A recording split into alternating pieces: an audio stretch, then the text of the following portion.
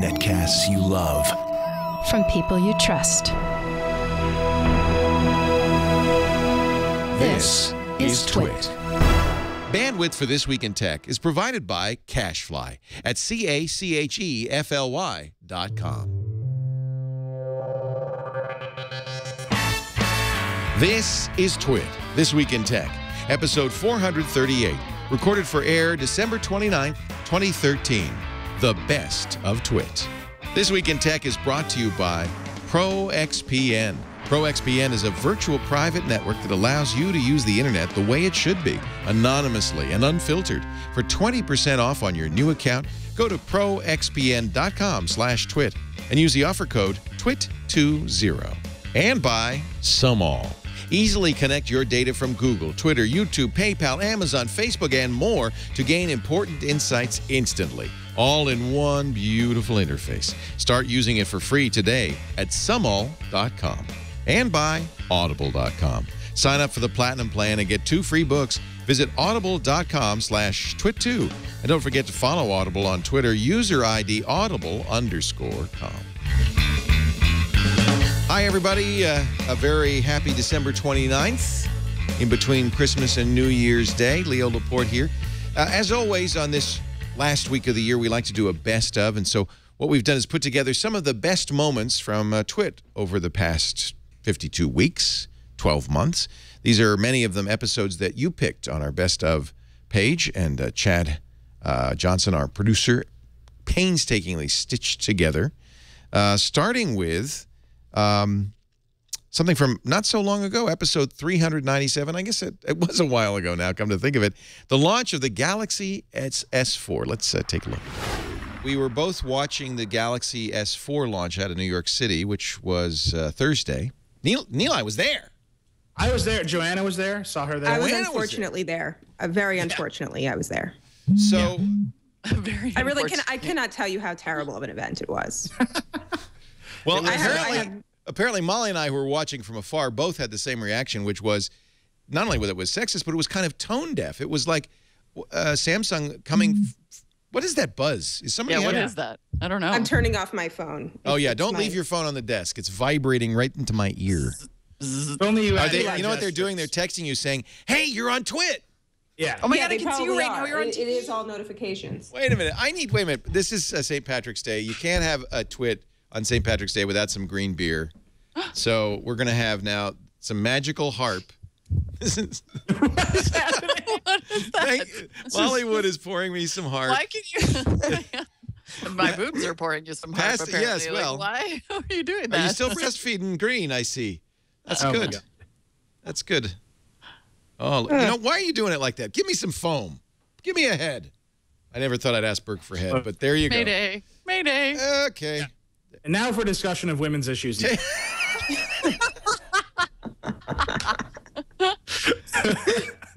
Gardner was hot. Yeah, but it's not fair for me to say. I'm going to do my nails this whole time. You just tell me when the show is over. That was the funniest line. I was going to get some beer, except that there's too many calories. So I'm going to go get a Zima real quick, and then I'll be right back. Oh! Don't worry. S-Health can tell you. That's right. You're right. Man, what an event. That was the funniest part. I think the funniest line in it, where they're talking about how you can float your above the screen, not touch the screen. And why would you want to do that? Because my nails are drying. My nails are wet, or I have lotion on my hands. I just can't. I can't do it. I just ate something. I don't want to get my screen dirty. I'm not. I can't even lie. Like, I've had the lotion problem. Joanna. That does happen, but still. So I was actually telling Neil when I get my nails done, I have absolutely, that's when I use my phone the most, actually. Because you're like sitting there, you have nothing else to do. And it doesn't mess up my manicure. The magazine pages mess up my manicure. So really, it wasn't so much that it was sexist as it was just wrong. Yeah, totally wrong. This was factually wrong. So I got to figure that something like half the market for Samsung phones are women.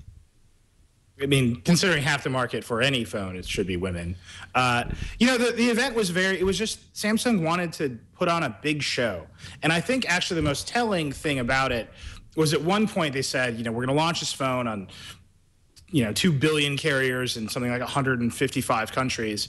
And that's when I began to thinking about it. It's like, oh, that's why this was so terrible. Because when you have to talk to that many people, you can only end up at the lowest common denominator, right? And the very sad truth is that the lowest common denominator is just stereotypes of people.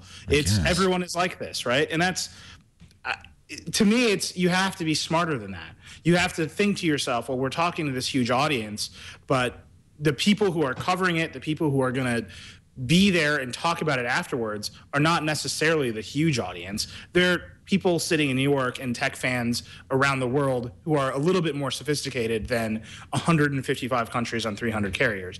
And I think that's where they really messed up. I'm not even sure. I see what you're saying, but they had to know who they were presenting to, because like you said, the audience for the actual show that they put on, I'd be very surprised if that was many more people than tech media and total tech enthusiasts. I don't think that was actually Mark wait a minute, no. 500,000 people watched live on YouTube. And in the audience, it was unfortunately way more than just tech media or enthusiasts. I mean, it was tons of people. I mean, my biggest problem, as I told Neil, I was like, was more the lack of wireless than the making fun of women or whatever else was going on in the presentation.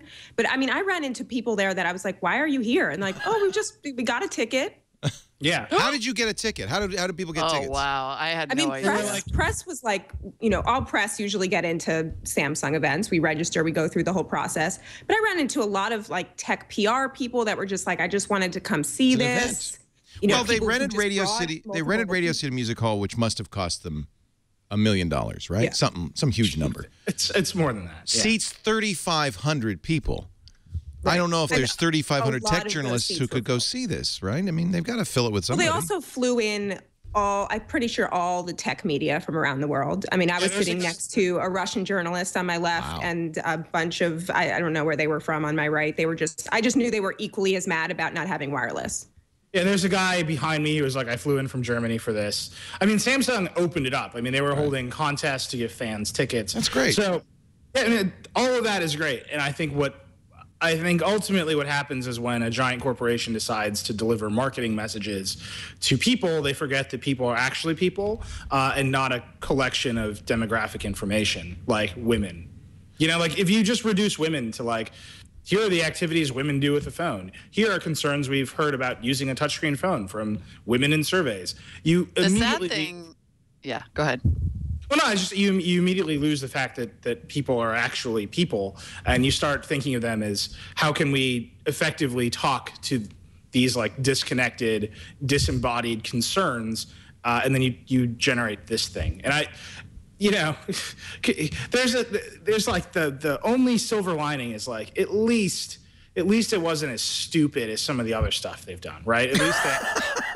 Wait, whoa. What have they done that was stupider than that? I mean, the sad thing to me is that they were, to be totally clear, I don't think any of this, as I said on CNBC, is going to affect sales of the phone at all. It doesn't matter, really. The chat room, right? Yeah. Phone's going to be absolutely fine. Right. Going to sell like gangbusters, going to do great. If anything, they did a disservice to the phone by not just focusing on it. They should have. Yeah, I mean, you could barely tell that they were introducing a new phone, and a new phone that is a really great successor to a really popular phone. And then the saddest thing of all is that I think they were actually trying to sell the phone to women, and that's why they had so many examples of contexts in which women, or at least one-dimensional cartoon character ladies, might want to use it. Right. So I think that's the thing. So this is what I'm saying. This is where they improved. They actually had the product involved, much more so. In 2011 at CES, they had a whole presentation, and the point of that presentation was, I'm going to get this order wrong. They were moving from digital humanism to human digitalism. Not even kidding. Like that. I spent an hour and a half blogging this. They had the kid from Billy Elliot dancing around and saying insane crap. And I don't know why that happened. It was amazing, though. It was amazing, and I had a lot of fun. I can't think of another tech press conference where they had tap dancing. I think that's but I can, and they're all Samsung events. Somebody in the chat room said nobody does weird like Samsung weird. It was so. I mean, like stepping away from the part where it sort of did gradually just get more and more offensive.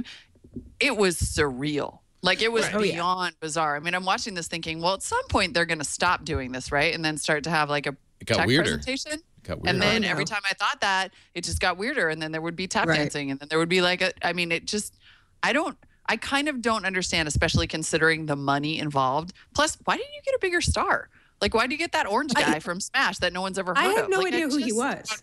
No, I had to Google it. Someone was like, "Oh, Will Chase." I was like, "I have no idea who You know that why? is." Because Neil Patrick Harris said no. No, so it was all He doesn't Broadway. say no to Hey, Let me anything. let me ask Joanna, because Joanna and Eli were there. And Yeah. one of the things I thought, and maybe you too, Molly, is that those of us watching at home, we're watching on a screen, that this is a big theater with 3,500 people. It's a big show. It might be playing differently to the people in the live audience. Was that the case, you think, Joanna? I was trying to find wireless for 50 minutes. That's all you cared about. So I have really no clue what happened. All I know is I kept picking up my head and I was like, what the hell is going on? And why is there no wireless? Stay away Like, from I the was brown so acid, angry. Joanna. I mean, let me just give you an idea of how there was no wireless. I had an AT&T phone, no service in there. LTE, Verizon, not working. Apparently 3G Verizon was working, and that's what saved Neil and the Verge bunch. And there was a press wireless, but that didn't work. Were you trying to So- do a live blog, Joanna? Is that why you Yeah, went? we were trying to live blog for ABC News and Very Yahoo. frustrating. And I was just, Yeah. sweating it out. But yes, I did keep picking up my head and I was like, what is going on in here? Yeah. Right. And I mean, the no one in the audience was really reacting. Like people were clapping because they felt like they had to, I think. Well, that was another production error that we at home noticed, which is they didn't mic the audience. So even if the audience was clapping, it always sounded like this. Yeah. Plus, So hasn't everyone learned at this point that don't clap on stage when you're mic'd because you will always sound like Right. the only person clapping in the room? Like it was just so. Neil Patrick the whole Harris thing would was have just known so that. I got to point out, he would have known You that. would have known there- that. so there- There was were big two- applause, I think, when they announced 13 megapixel camera. There was big applause for that. And then it just kind of went in waves. I think people were sort of like, are we supposed to clap now at the end of the scene? You know. There's one moment of huge applause when they announced the phone would have LTE. And I still don't know why that happened. Like, Well, it was maybe LTE. they invited a bunch of Qualcomm engineers, and they're like happy, they were drunk. No, I They're think like, 'cause- yes, again it was we a win. technology. It was LTE worldwide. We've had LTE in the U.S., but internationally, often not. And they said but the LTE in carriers all still don't. 155 countries. That's an applause line, if it's true. Yeah, but they people don't- thought the LTE would work in the audience. Yeah, it was Verizon 3G. I will Joanna's say rage this. about this is like There the best were- thing I've ever heard. It's just I like, mean, really, I'm did still I mention so the wireless? Okay, which was worse, the Qualcomm CES keynote or the Samsung Radio City Music Hall debacle? Because the Qualcomm was pretty bad, too. I'm thinking I gotta go Samsung because there's bizarre and then there's bizarre and offensive. Here might be the I'll source of take a the... kangaroo for sure, Yeah. or whatever they had on there. A donkey, I don't know. Yeah, so here's the thing about chip companies doing keynotes. They have no idea what they're selling or how to sell it, right? They're like, our chips are fast and you can do stuff with them. And because they're faster, here's some awesome more stuff stuff. you can do. Right. And here's some people you can Faster. relate to. So Right. the Intel keynotes are always crazy too. They had Aziz Ansari one year. I remember just like pretending to be a time traveler, and I remember having like being like, "This isn't affecting me. I don't know why I should." There's literally this audience just watching this happen and wondering why you spent this money instead of like pushing chips forward. Samsung, on the other hand, I think they actually with the Galaxy S4 they have a similar problem. Is they have a phone with all of these features and all of these gimmicky, crazy features. Like, I don't think people want them. I told when I was going on CNN the next morning to talk about the phone, I told the person who was like the CNN makeup lady, I was like, "Oh, there's a new phone. It watches your eyes when you're reading a web page and scrolls for you." And she's like, "I don't want that." She was like, "That's freaky," and she started telling her friends like the new phone watches you, and they don't know how to sell it yet. And I think they Trying concocted to wave all off of Neil. these. It's not working. Yeah, Do you think, Joanna, that it's a I waved gimmicky... him off. Do you think it's a He gimmicky moved the phone? screen. I mean, the idea that I don't, I think How they wanted annoying to is that gonna focus be? on the Oh my gimmicky God. features, which is the wave and the scrolling and that kind of thing. I think there are some really useful and practical features. They didn't seem to really want to like focus on those, but I do think, yeah, this idea of wanting to tilt and wave your phone is they're just trying to come up with ways to say, look at how we've been innovative in this space. We've been saying for a while at CNET that Samsung has a little bit of feature-itis, or maybe a lot of feature-itis, and that they really do think that the way to our hearts is to just sort of keep cramming things into the phone as opposed to having a killer feature. And I almost feel like the saddest thing about this presentation was that they could have, I think, had the self-esteem in a way to say, this is a great phone. The Galaxy S3 was a great phone. It was the first phone all on its own to outsell the iPhone. And this phone is just as great and then some, and worldwide LTE and things like a few features like that that are really important to people, like a really good camera, great battery life, and fast data. That's all you got to say. I actually, drop the mic, give me the phone with by the way, a release date and a price. But the problem which with we didn't get. Well, you know what? We could talk about Bitcoin because there's still a little energy in the room because we were talking before the show about it. I read a book. You're a big fan of Bitcoin. I'm not. I'm just think it's very interesting. Why? Well, of course, the first place that we got interested in was just merely the cryptographic, mathematical background of it, which is kind of interesting. For those who don't know, Bitcoin is a non-governmental currency that is generated by solving very hard numeric problems. You assign a computer to do it. In the early days, it was easy. It gets harder and harder. And there's a limited number of Bitcoins, I believe 21 million, which they expect will be fully in circulation by 2140. It's going to take a while. How do they know there's that many, A, and B, if they know there's that many? It's artificially set at that many. Okay, then how do they? And that's to make it deflation, not be inflationary, right? So, well, I agree. There's a point to that. It's maybe a deflationary. Now, how do they know you have a legitimate Bitcoin? Oh, there's a very good system for storing Bitcoins. There's no physical entity, of course. There's no coin in Bitcoins. No, it's a number. It's a number that you mine, and you have a wallet. But there's no mining involved. There's no hose. No, or the mining is shovels solving a tough mathematical problem. What's interesting is it the same mathematical problem every time? No, it's a variety. Then why would it be different? And why would that make a coin? Because it's an invention. Couldn't that better use of this work and effort be put someplace else? Well, that's an interesting point because somebody just estimated about $150,000 a year in energy cost to generating to the Bitcoin because Bitcoin miners. One Bitcoin. Yeah. No, all of the current amount of Bitcoin being generated every year. So much. Because in order to generate Bitcoins, it gets harder and harder. It's designed to get harder and harder. It's an interesting story. It's designed by a guy who is anonymous, maybe a group we don't know. Does that make you suspicious? Well, no, because you don't really want to become well known as a guy developing an. You don't think it's Max Kaiser? Governmental. He's the guy he's got an exchange. $150,000 a day in power consumption. A day. Oh, so it's for the greenies. So yeah, I'm trying to find the. I mean, the value itself is just set by the market and whatever. That's right, and there are a number of exchanges. The best known is Mt. Gox. But the problem is it's an asset, and like any asset, it's going to suffer. It's not a physical asset, but it doesn't matter. I mean, mentally, when people approach it, I mean, real estate, it might be a physical asset, but when people deal with it, it's through dollar transactions, typically through your bank, and all you see is a bunch of numbers. So, would you rather have a Bitcoin and just some? I can't sleep on a Bitcoin, and I can't eat a Bitcoin, and I can't fashion a weapon out of a Bitcoin. The thing that I find interesting about Bitcoin is that it's really saying something a little bit about currency in general, which is our currency, the greenback dollar, which is probably the most trusted currency in the world. It's a reserve. It's the only reserve currency in the world at the moment. Is what they call a fiat currency. Its value exists purely because of the faith of the users, the faith in the U.S. government, of course. That was I don't see that any different than gold. The value of gold very similar because there's some physical value to gold. Except there's a minimum, but it's not much. It's certainly not. But you can't just print gold, right? But it's still that same kind of thing. Right. It's imaginary. But once the dollar was eliminated from gold and silver backing in the days of Nixon, then it really was just a piece of paper, right? Well, actually, let's start with Roosevelt, who confiscated all the gold. Right. So the thing that I find interesting is that there can be an extra governmental currency.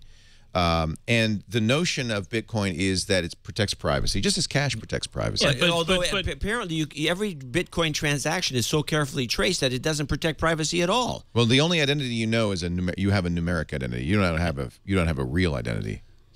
But you do have an identity that can be tracked back somehow. If somebody wanted, if the NSA wanted to find out who numbers 666668910, that's interesting. I don't know. They could do that, and then you say, "Well, that guy's been buying a lot of drugs." Well, and How that's, does this protect that's actually anything? the main use right now of Bitcoin is the imaginary website Silk Road, where people are buying drugs with The Bitcoin. imaginary site. Well, you can't go to silkroad.com. You have to kind of... You have to know the secret handshake know the password. That's what I was going to ask. Like I'm a little ignorant on this subject. Like, what is it mainly used for? But you kind of answered it.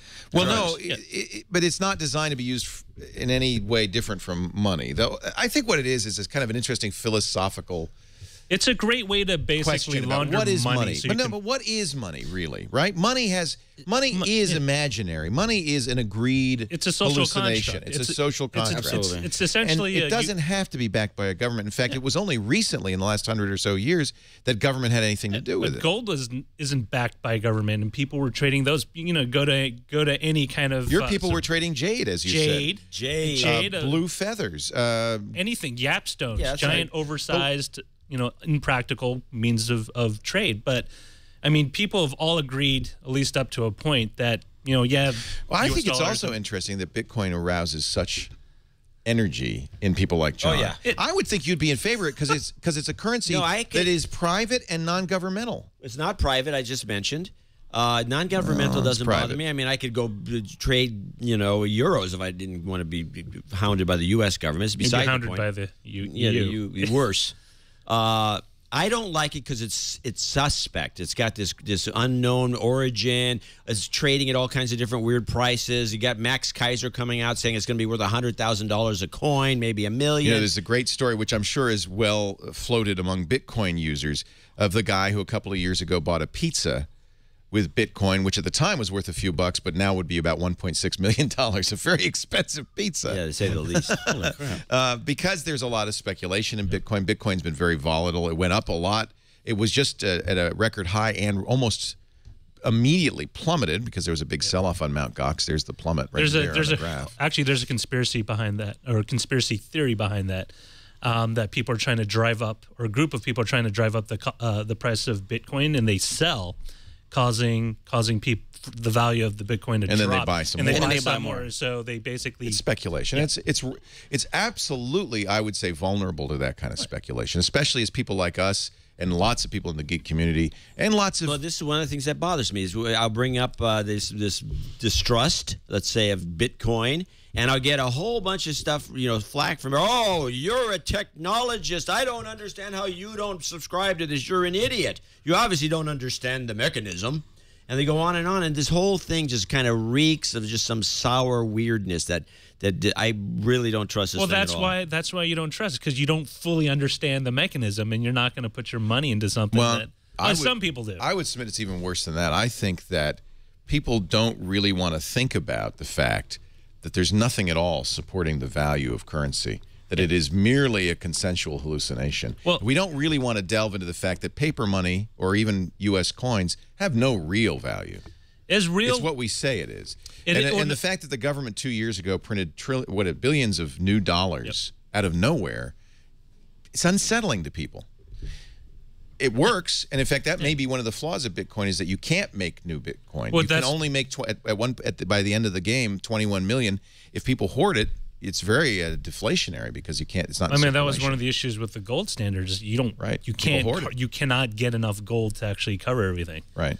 Unless you decide to make. You could use the same model that the Bitcoins have, and you just keep subdividing. The limited amount of gold in the world, although they do find some every once in a while. Which is like printing money the way I see it. But anyway, mainly because in 1949, during the gold rush, there was something like $30 trillion of new gold and silver injected into the economy by today's numbers. Anyway, so you could do what Bitcoin does with gold if you wanted to, but, people shave the coins. And it's true. Bitcoin has can be infinitely divided. Yeah. Which in a way kind of... people give me fractional Bitcoins. We accept Bitcoin donations, not because it's just because it's fun. And people want us to do that, and I said, fine. We've received about 1.5 Bitcoins over the last few weeks. Does Ford pay you in Bitcoins? No, you better not. We want American dollar. There it is. There it is. Have you seen that really stupid meme? What is it, the Harlem Shake? Would somebody explain that to me? Well, explain it to us, what you're talking about. This week on TWiT, old men discuss old money. Men talk about old ideas. These guys don't know anything. money. It's of the gray past. hair and greenbacks And memes. this week on TWiT. So the idea is this is based on what? This is a song by, it's a dance that came, oh, why am I getting an ad for Smoosh? What is this? I don't know, but I'm not going to try it out now. I don't want it. How do I close it? It's a takeover ad. The latest thing is to get that little, little X at the bottom of the box. I'm going to use New Smosh. And you're gone. Now I don't Sucker. know. Why did I do that? Okay, now I'm gone. I'm gone. What happened to the thing? Chad's a young person. Chad, can you help us out with this thing? Wow. How does this It doesn't internet seem work? to work. So thing's broken again. on the internet, you Google Harlem Shake, and then On the internet. Now, if you used Bing, exactly. What's that? Yeah, it's pretty crazy. So Harlem Shake is this. It's literally 8 days old. The first Harlem Shake video, which is this weird one right here, Okay. was up. So it's this song. You have to be in a. Yeah, it was uploaded on those Power February 2nd. There. Yeah, they're Power Rangers. Yeah. So they're doing a dance that was big in Harlem 20 years ago called the Harlem Shake. We know that for a fact. To a song that was created by this guy named Bauer. It looks rather suggestive. Yeah, there's always an edge of. I think these guys have got issues. I don't get it. So that was the first one. Yeah. And then. So it always starts out in a normal environment. There's like an office one, right, at the makerspace, where it's a normal environment, but there's one guy doing this stupid dance. And then, for some reason, it's completely unknown. Everybody's dancing. And then it's over like at 15 seconds. It's the world's shortest. Thank goodness for that. Yeah. Right, I wish it were over now. We salute you. Yeah.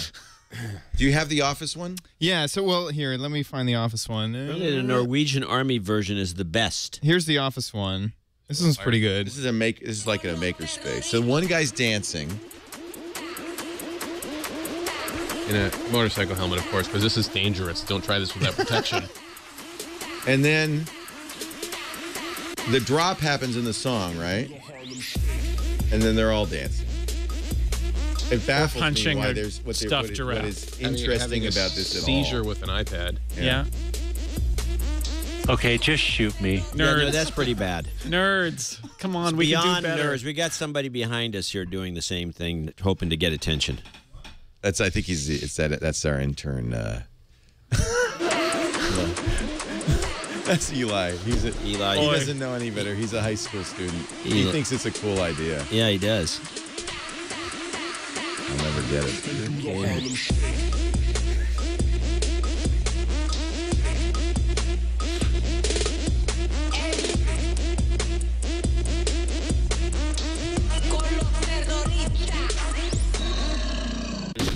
So, well edited. A genius. A genius has edited that thing. it's a proud moment for me when we had our very own Harlem Shake and I broke the table. By the way, that table is better than ever, I'm told.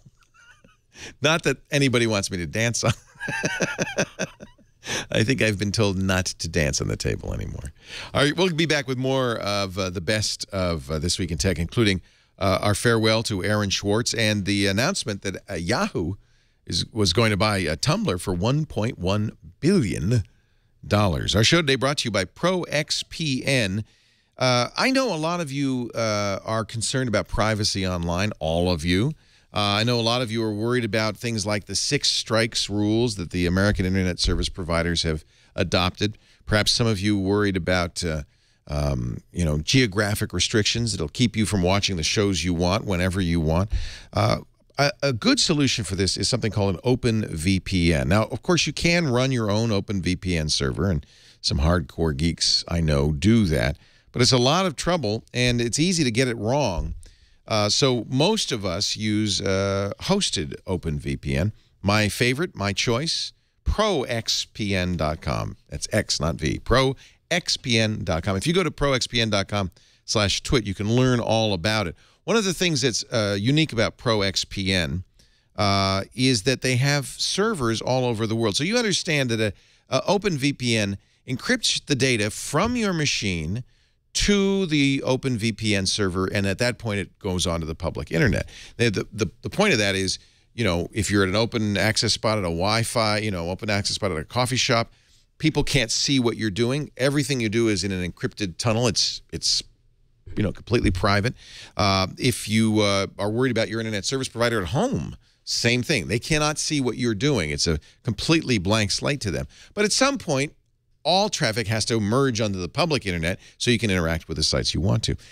One of the advantages that ProXPN has is that they are not a U.S.-based open VPN provider. They have U.S. servers, Dallas, Seattle, Los Angeles, and New York, but they're based globally. They're in Singapore, they're in Amsterdam, they have London servers as well. So you can emerge into the public internet pretty much anywhere you want. That is very nice in eliminating geographic restrictions. It also means that they are not under the oversight or we might put it a little differently, the spying of the NSA. You've got what you really deserve: anonymous use of the internet without oversight, without snooping. Very easy to use. It works via OpenVPN. Some platforms, mobile platforms chiefly, don't support OpenVPN. They can use PPTP. But in almost every case, you can use OpenVPN, including on Android and iOS. They've really got great mobile apps for both Android and iOS. The Android app just came out that allow you to use OpenVPN, ProXPN, directly on those mobile platforms. That's really nice because, frankly, when you're on a mobile device, you are often in a public situation, and privacy really does become important. They do have a free version if you want to try it out, but I think you're going to want to use the paid version. It's very affordable. Normally $10 a month, about $75 if you buy a year's worth. Lots more features with the premium version, but here's the special deal. If you use our offer code TWiT20, you're going to get 20% off that premium account, not just for the first month or the first year, but forever. So we're talking less than $5 a month when you get a yearly plan. That is a very good deal. And of course, you can cancel anytime within the first 7 days for a total refund. This is a very good way to do it. I want you to visit proxpn.com/twit. You can pay for your account if you decide to buy with Visa, PayPal, or Bitcoin, which I love for real anonymity. This is a great service. proxpn.com/twit. And don't forget, when you buy, use the offer code TWIT20 and you'll get 20% off, even if you pay in Bitcoin. 20% off. proxpn.com/twit. Offer code TWIT20. Now it's time to return to our best of episode.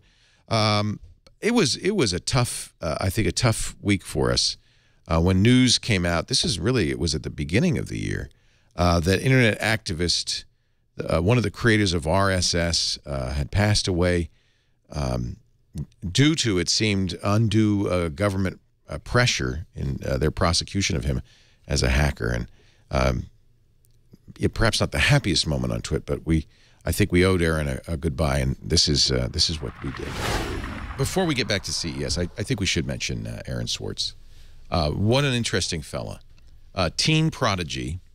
If you read Cory Doctorow on Boing Boing, had a very touching, heartfelt eulogy for Aaron.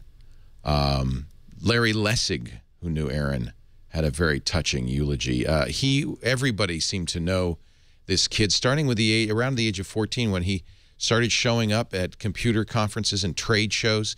He was right about that age when he helped write the specification for RSS, which we use every day. That's how we do podcasts. He wrote some of the early code for Reddit and sold the code to Reddit, and he's sometimes called a founder.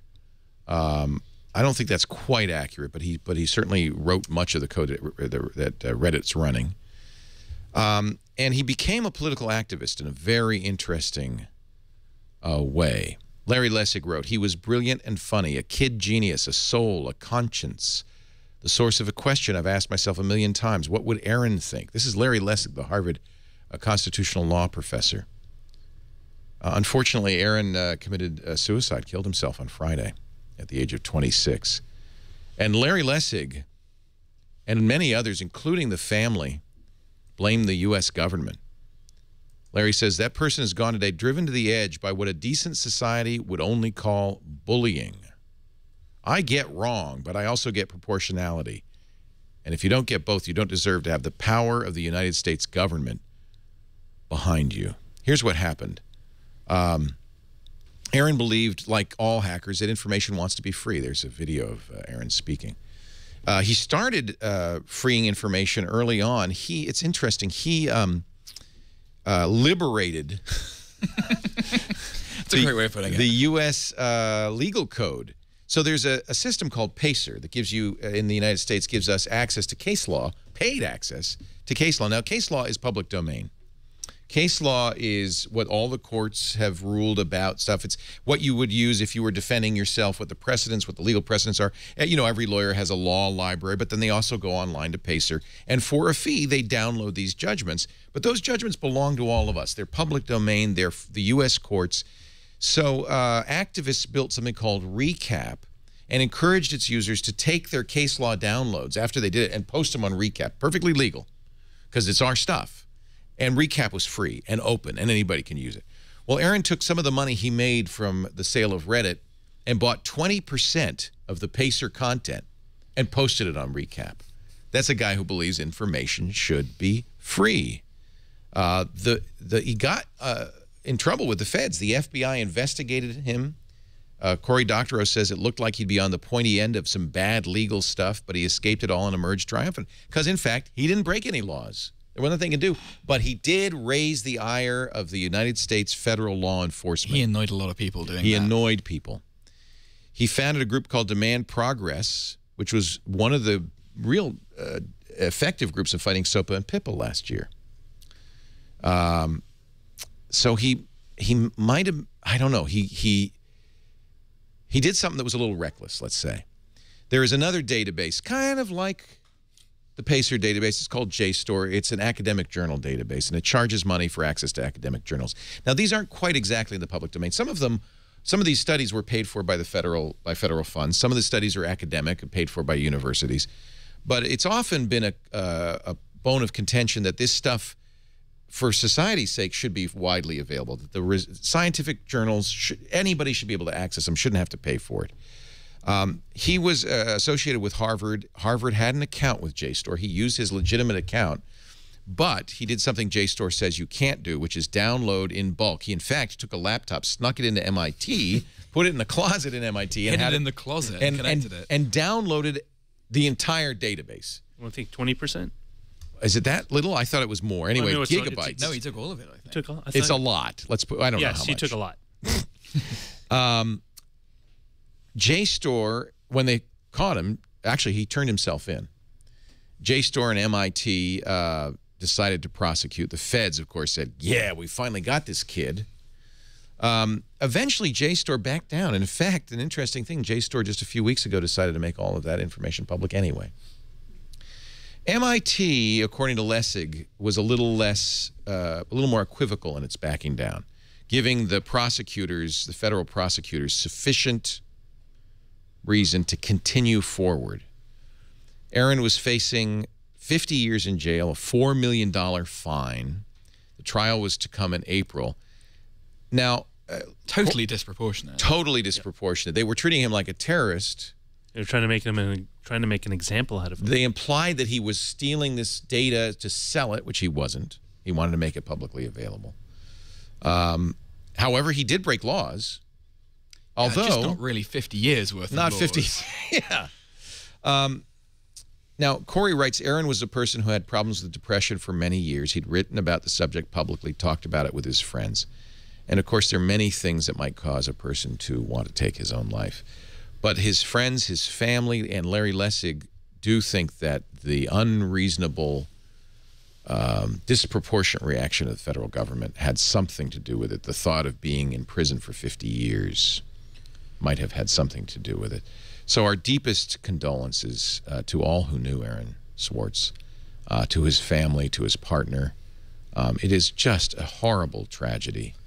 I don't think that it's really appropriate to say it's all the feds' fault, but it's certainly appropriate to shine a light on their inappropriate prosecution.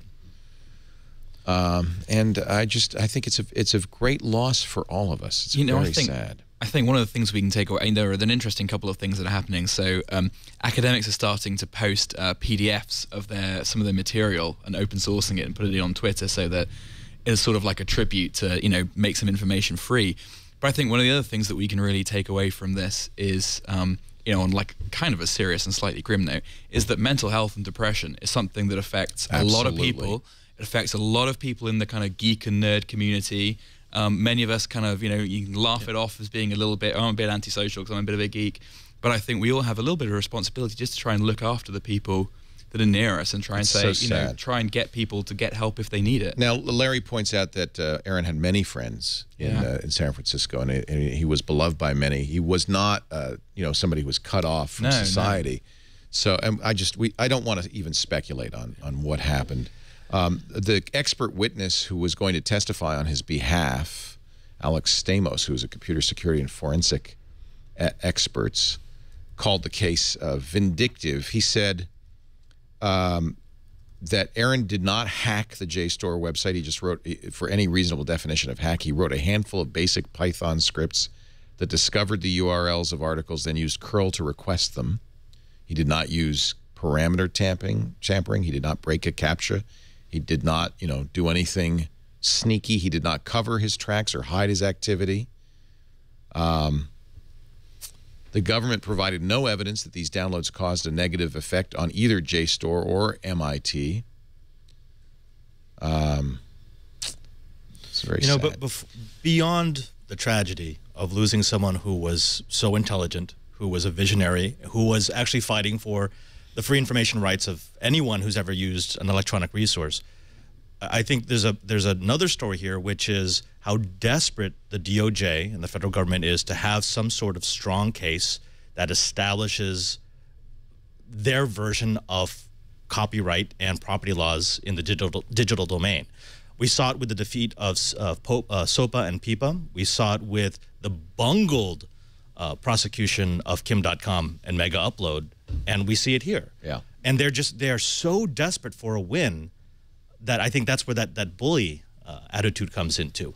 We want to make an example out of you. There's also a fear of technology that drives a little bit of this. I think some of the overreaction to hacking in general is this We've only got to fear. look at the composition of, like, you know, the Congressional Science Committee, which is full of people who don't believe in science. They don't like science. You know, that's Science not a great is evil. start.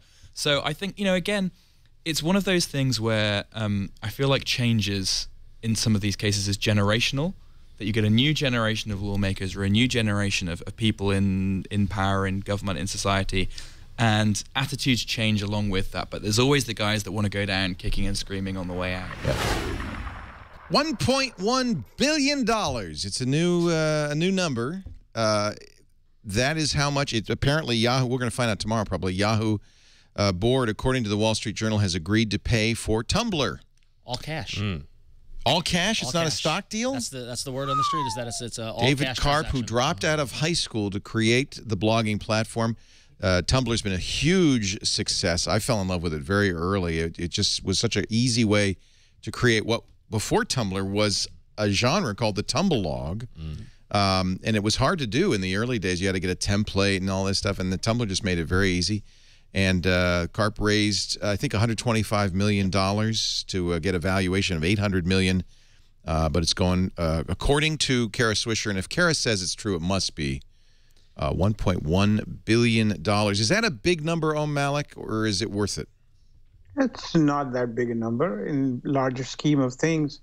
You know, it's like Yahoo wants to be relevant. What's $1 billion here? What's $1 billion there? And actually, if you really look at it, it doesn't cost them a lot of money because they are spending the money they're going to make from Alibaba IPO on stuff like Tumblr. So Alibaba valuation is going up pretty rapidly, and as a result of that, they're beginning to see pretty high.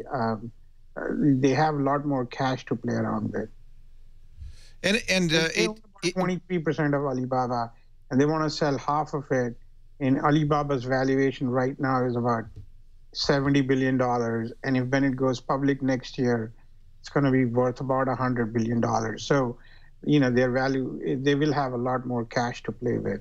And these could pay off. Jason Calacanis sent out in his newsletter, he said, what, $1.1 billion? That's nothing. He says the people who are complaining about that are poor hourly employees at newspapers who aren't, for whom, you know, this is a big amount of money. He said, but for a company, Yahoo could buy 100 of these it's the payoff potential is huge. Look what Google got out of YouTube, which they paid only a few $1 billion for, and is now worth probably, 100 times that.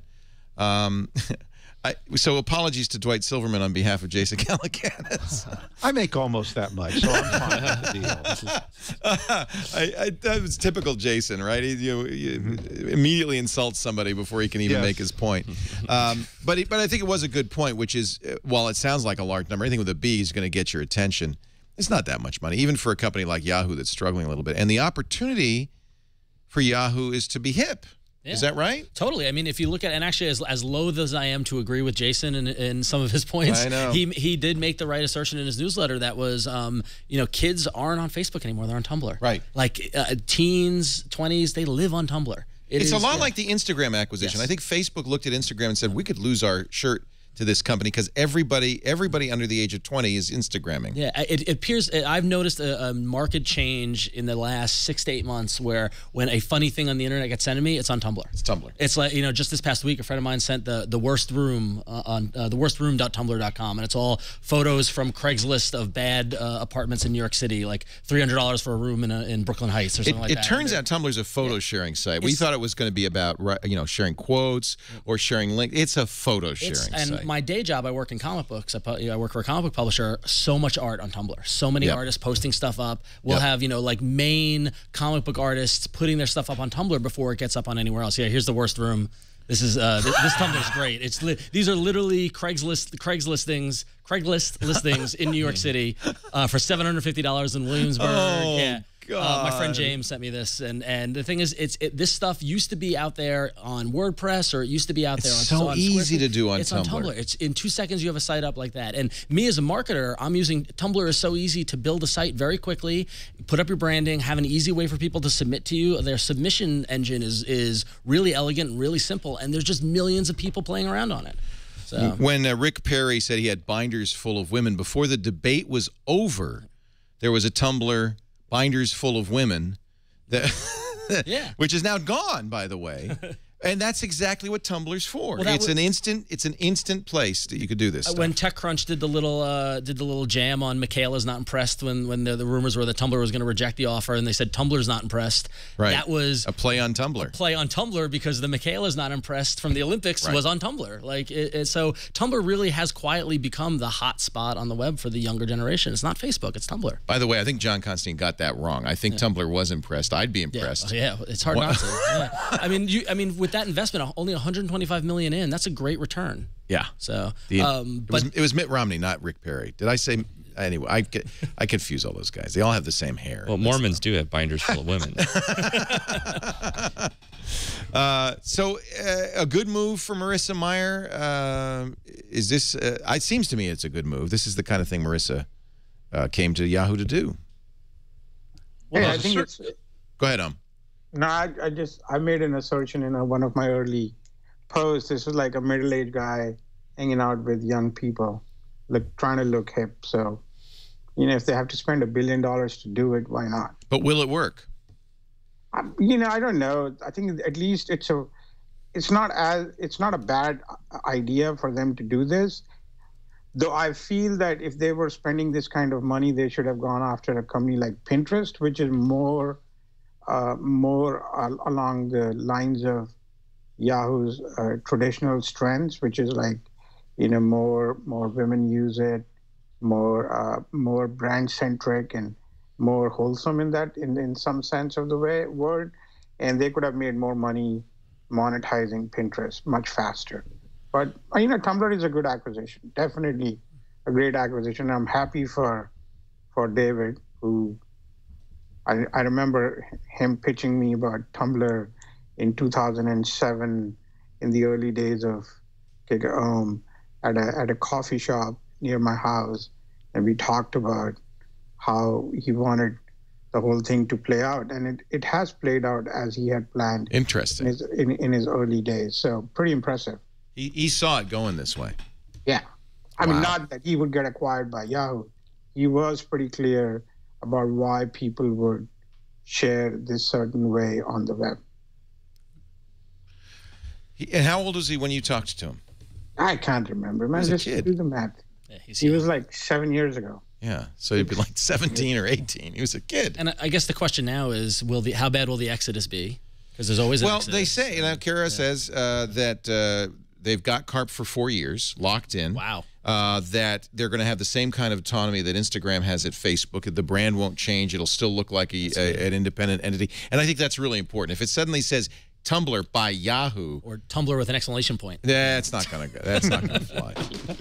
And I don't think that the people who use Tumblr are that wired into who owns it as much as is this the easy to use platform. Yeah. But you're right. It's always risky when you buy something like that. It's giving up your baby. But 4 years. I mean, Yahoo doesn't have the best track record with these acquisitions. We saw. Well, that's one thing Marissa has to really turn. Exactly. Yeah. That if it wasn't Marissa in the driver's seat, I'd be a little worried after Delicious and Flickr and all that. Terry stuff. Semel doesn't go to David Karp and say, "Hey, we'll keep it exactly the same way, man. Yeah. We're not going to mess with it. We love Tumblr. It's going to be the same. We love you. You're beautiful, babe." I think that it's pretty clear that only Marissa could go to somebody like David. Apparently, she did personally woo him considerably and really said, "Look, you're going to get complete autonomy. We're not going to take this over." So now it's a coincidental, I think, but tomorrow is a big announcement from Yahoo. Do we know what they're going to say tomorrow? It's not about Tumblr. Supposedly it's about Flickr, but I suspect that Tumblr will play into it if the deal has been done today. There is, I think, someone mentioned the idea of the exodus, and he was talking about talent, but I think you also got to think about an exodus of users, because if people are freaking out over the idea of Yahoo's culture versus Tumblr's culture, you could promise autonomy, but the first time, say, that a big media company comes to Yahoo and says, "Hey, they're putting copyrighted material on there. Can you take it off, please? You own it now." And Yahoo puts the big foot on some hot meme. That is really going to kind of kill off, immediately will kill off the goodwill that it has with its users.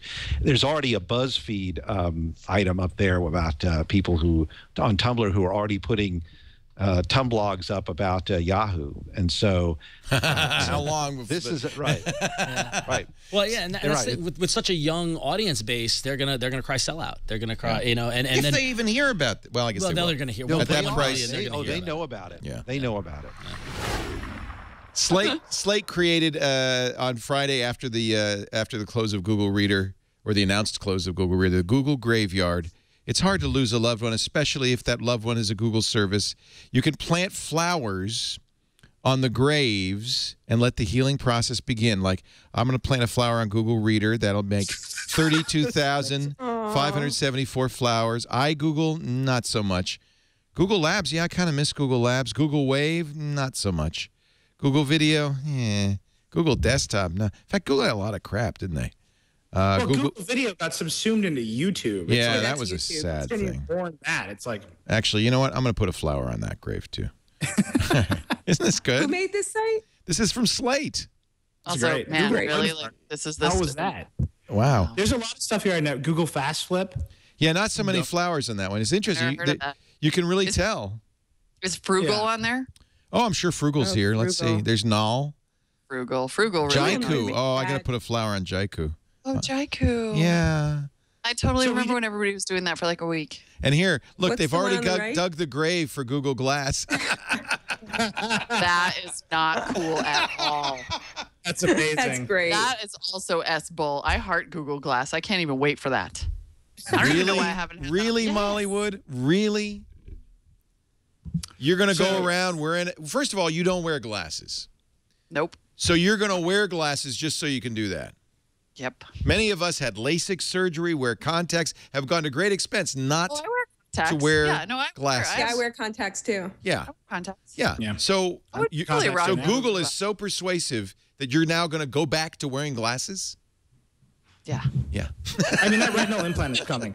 And you know what will happen when I'm wearing those glasses? I will totally set myself apart as like a member of the awesome. Yeah, because nobody's going to let you into anywhere. You won't be able to go to a bar, a gym, a club. They're going to say, no, sorry, glass. Really, it's true. The privacy. I don't go and to any also of those places anyway. Yeah, you're just going to be at home and with your cat. Yeah, I don't have a cat. You mean my phones? Yeah, with my life companions. I'm just going to be doing my normal thing with my life companions. I can't wait for the first TWiT where the entire panel, including me, because I have the reservation, is wearing glass. and we're all looking a little bit off camera to the right and up and distracted. Yeah. That's going to be... It's not going to be the snappiest conversation. No. But and Google announced the first apps now for Google Glass, which make no sense at all. The New York Times. Yeah, they really make no sense. Come on, I'm not going to... What, really? Yeah. Yeah. Well, I don't want to consume media. The only apps I want are the ones that are currently part of the Google Now cards, because those Google Now cards is cool. rock my world. Like, I love how that phone, it knows me so well, my life companion. It will pop up a little thing that says, like, it'll be like, hey, sweetie, I thought you need to know that there's a traffic jam during your commute hours. So you might want to get a little extra time. And that's what they're doing. Yeah. Let me just ask you That's what they're doing. So they built the whole UI. I want that. Wait, Molly, so in your mind, your Google Now's voice is a very well-meaning, like, Minnesotan mother. Hey, honey. That's what I heard. Hey, sweetie. No, it's her just mother. want you to know that there's a special on soup. That's your mother. That's her mother. So, sweetie, you know, I went ahead and I got you a Frappuccino because I know you're going to be in the car for a while. No, I got it. I see what Google Now's doing for you. It's cool. Hey, did you wear a blazer today? It's going to be Are you from Minnesota, Molly? North Dakota. I went to high school in North Dakota. Oh, my God. You are Fargo. Oh, I come by it honestly. You know, this is not not put on. This is the real me. You actually do look like you could be wearing a parka, and I could see you there. Oh, heck yeah. I can shovel your driveway in about 10 minutes flat there if you need me to. Got it. It's a thing. That's great. Wow. It's true that whenever I emulate any kind of caring voice, it always comes out that way. It's your mother. That's why. I guess so. Yeah. Don't you know? It's my mom. Does your mom watch all your shows? Oh, heck no. Does she even know? Does she even know what you do? Not totally. Sometimes when I put it on the Facebook, she'll go ahead and like it. She does that computer thing. It's I don't know what she's in California now. Yeah, doing that computer thing. My parents really only engage with what I do when I go on CNN. Yeah. Like, it's something that I've learned. Well, that's real media. That's why Joanna Stern's parents are so damn proud. I will say that I get a lot of emails from my parents' friends. We saw you on TV. You were We fabulous. saw you talking about a phone in a cab. Hear that a lot. It's amazing. New York Times, Evernote. Again, something I don't really want to look at. Evernote would be helpful. I guess if it's send to Evernote, like send that to Evernote. It does. Send that to Evernote. That's the you say, gesture. okay, Glass. Yeah. Send to Evernote. Glass. I want to remember this one. That's what you do. Add that chick to my Evernote. Put her in. That would be awesome. Hotties. And if I was like I have an Evernote list for wines I like. So if I'm at the store and I can just be like, that's good. pull me up. That's good. Evernote's useful. You'll be that crazy person in the aisle. Yes. Waving at wine. Talking to Gotta himself, remember this waving. one. Yeah, I like that wine. That's good wine. I like that wine. Definitely good wine. Definitely good wine. I get it. He keeps doing this. I think that's what you do. You swipe your temple, don't you? Yeah, there's a touch sensor in the temple. Yeah. Well, I'm not making it up. I've seen crazy people, do that. I'm now swiping you off the screen. The glasses, see, the problem, you're confusing it with if I had the implant, then that would look weird. Ooh, Because then I would like just the be implant. waving and moving my eyes, like, but if No. I have the glasses, they immediately mark me as a member of the Digerati. And they're so very attractive. Whatever. Now, if they put it in a hat, I'd wear it. I like hats. So Evernote, New York Times, Gmail, so you can get your mail. That's good. And Path, so you can let your imaginary friends know what you're doing. It's good for taking pictures let your of food. 3 friends on Path know. Yeah. I'm your friend. I'm your friend I on was Path. excited about Path because then it would remind me that I have to use Path. You never post on Path, Joanna. Right, I never post on Path. Well, I'm I always following forget you about and expecting something. I want something. I want to see a picture of something. Just put a Well, picture. When I get my glass, I'll remember to use it. Maybe that'll be suddenly everybody will be hot air ballooning and taking kayak rides through the rapids. It'll be so great. No, everything, if you're a social network user and you live in California, you're always having adventures. Right. That's just the way it goes. Somebody said that. It's going to be the photo record of the 1%. Yeah. Oh, boy, that is hurtfully true. Yeah. Yeah, That's exactly what Rich that's kids gonna on Instagram is going to be revolutionized by Google Glass. I love rich kids on Instagram, by the way. That is so awesome. I love rich kids on Instagram. That is so funny. I wonder if that account is still active today. That was a little while ago. That was episode 397. I hope you're enjoying this look back at 2013, our best of episode. We do this every year in the during Christmas week. Let people go home a little bit early and enjoy the holidays with family and friends. I hope you're enjoying your holidays. Next week, TWiT will be on at its regularly scheduled time. That's Sunday, 3 p.m. Pacific, 6 p.m. Eastern Time, 2300 UTC. On twit.tv, so I hope you'll stop by and watch us live. If not, though, as always, on-demand audio and video of this show and every show we've ever done available at twit.tv and wherever finer podcasts are aggregated. Coming up, of course, this was the year that we found out what the NSA was up to. We'll talk about Prism and roosters in just a moment, but first, a word from our great sponsor, SumAll. We got to know Dane Atkinson when he was a principal at Squarespace. Really smart, neat guy. After he left Squarespace, he was looking for his next big thing, and he came up with SumAll. You know, most big businesses have something called business analytics or business intelligence, BI, that allow them to, use big data to find out, how things are going, to project into the future. But it's been a long time, this has been around for a long time, but it's never been something that normal people like you and me could do until now. SumAll is an amazing free product that lets you get insights from all the data surrounding what you're up to, your blog, your podcast, your business. You can connect data streams from Amazon, PayPal, eBay, Authorize.net, Google Analytics, Google AdWords, Shopify if you sell online, Bing, Facebook, Twitter, YouTube, MailChimp, Google+, AdSense, SendGrid. I can go on and on. They recently added Instagram and Foursquare and Tumblr and Blogger, Moz, Stripe, if that's your credit card service company. All your transactions will be available. Braintree, BigCommerce. So you can take a look at how things are selling, how your social campaigns impact that. You can look at traffic. Much better analytics than you can get anywhere else. Very sophisticated integration with related data streams, personalized daily or weekly emails. I love getting my SumAll email every week. It really tells me how TWiT's doing and how the marketing campaigns and other things we're doing are working. You can get an export or spreadsheet view. Dozens of features for free. There's even a SumAll mobile app for the iPhone that will give you literally real-time data on your online store's performance, for instance. Historical stats. You could track revenue, units sold, discount patterns. Android app on its way. This is a great service, and best of all, it's free. Visit SumAll.com, SumAll.com / nope, no slash, just SumAll.com. And sign up for free today. Connect it up. Chad's been using it. We've been using it. It really is. This is the kind of information big business has always had, or has at least for the last decade. But now it's available to all of us. SumAll.com. Try it free today. You're watching our best of episode, our traditional year-ender, where we take a look at what happened, some of the biggest stories, some of the funniest moments. We're going to talk about roosters, John C. Dvorak. This was a pick from Jeremy Radwan and David Kroll and Jonathan Ellis. They loved these moments.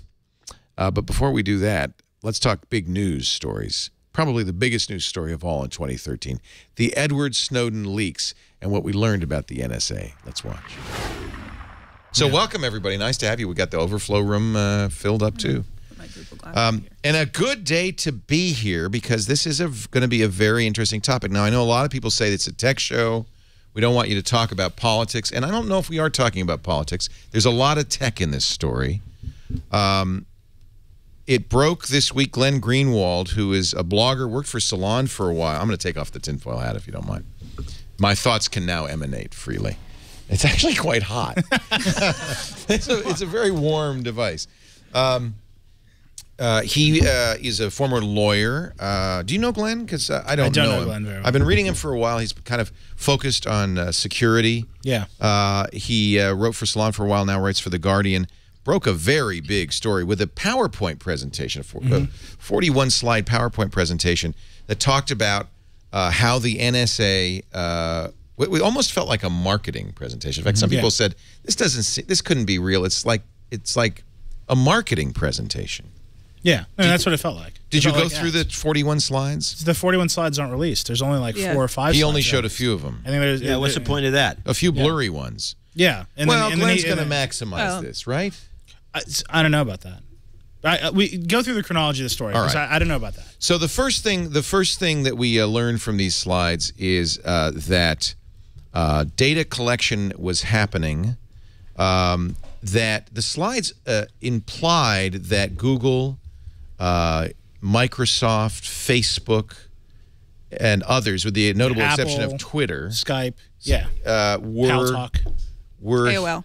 had giving the NSA privileged security of their servers.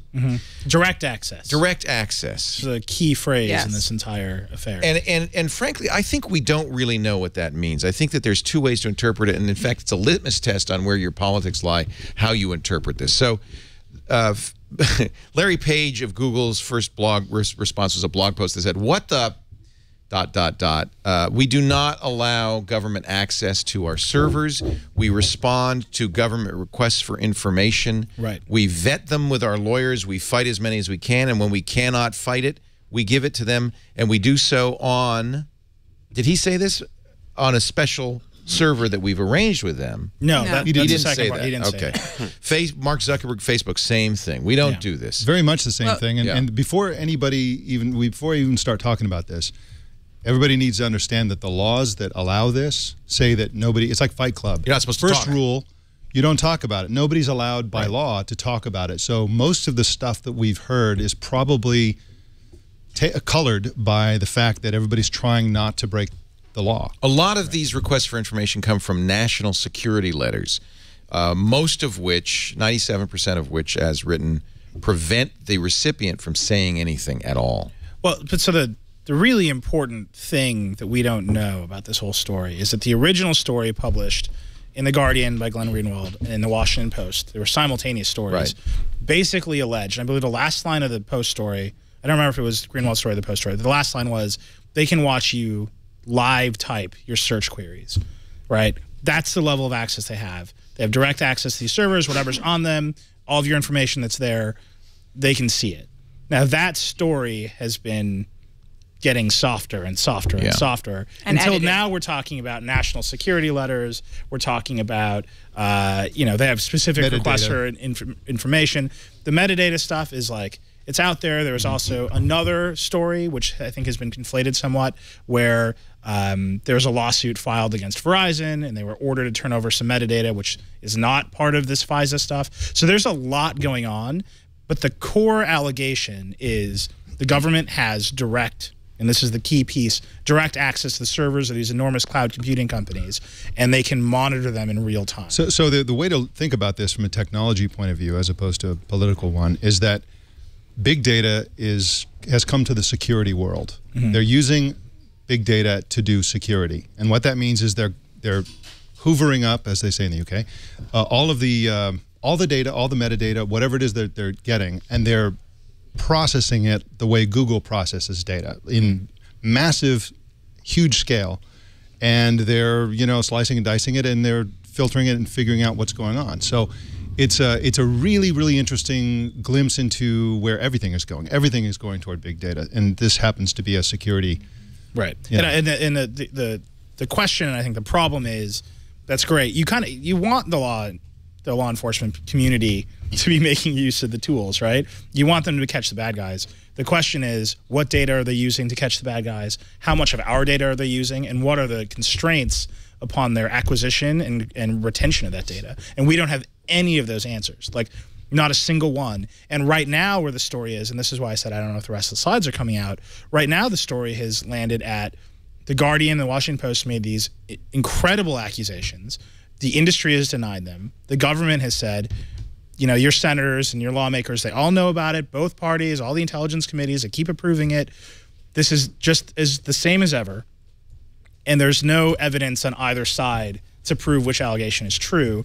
And then the Guardian today pivoted their story from this pile of evidence that they say they have to the person who's presented the evidence. And They're I talking think about that Edward pivot, Snowden, this Snowden whistleblower. And I who's think in that's Hong really Kong. fascinating. And I don't know why you would, if you have this collection of smoking guns, why you would suddenly turn to the leaker instead of the evidence. Again, we can only say we don't know. I don't know. Do you suppose that that's because of pressure from the government to back down, or because they realized they didn't have a story? I don't know. I don't know. And my instinct is to be as negative as possible and to say that the government definitely has this access. They can't talk about it because I don't know why they wouldn't want this access, and I don't know why. So what?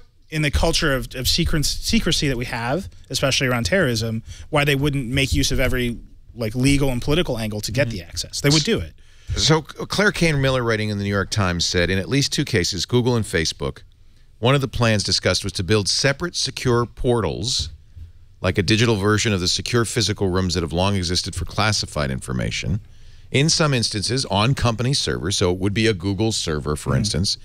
Through these online rooms, the governments would request data, companies would deposit it, the government would retrieve it. That seems like a reasonable procedure. In fact, probably a more secure procedure than emailing it or sending them a box of documents. I think you'd want nothing this to wrong happen. with that. Yeah. So the question is that what's happening, or do they really have this backdoor access? And no one knows, and it really comes down to what you believe. Yeah, and I think what was so interesting is all these statements came out from the tech companies, and they were so similar.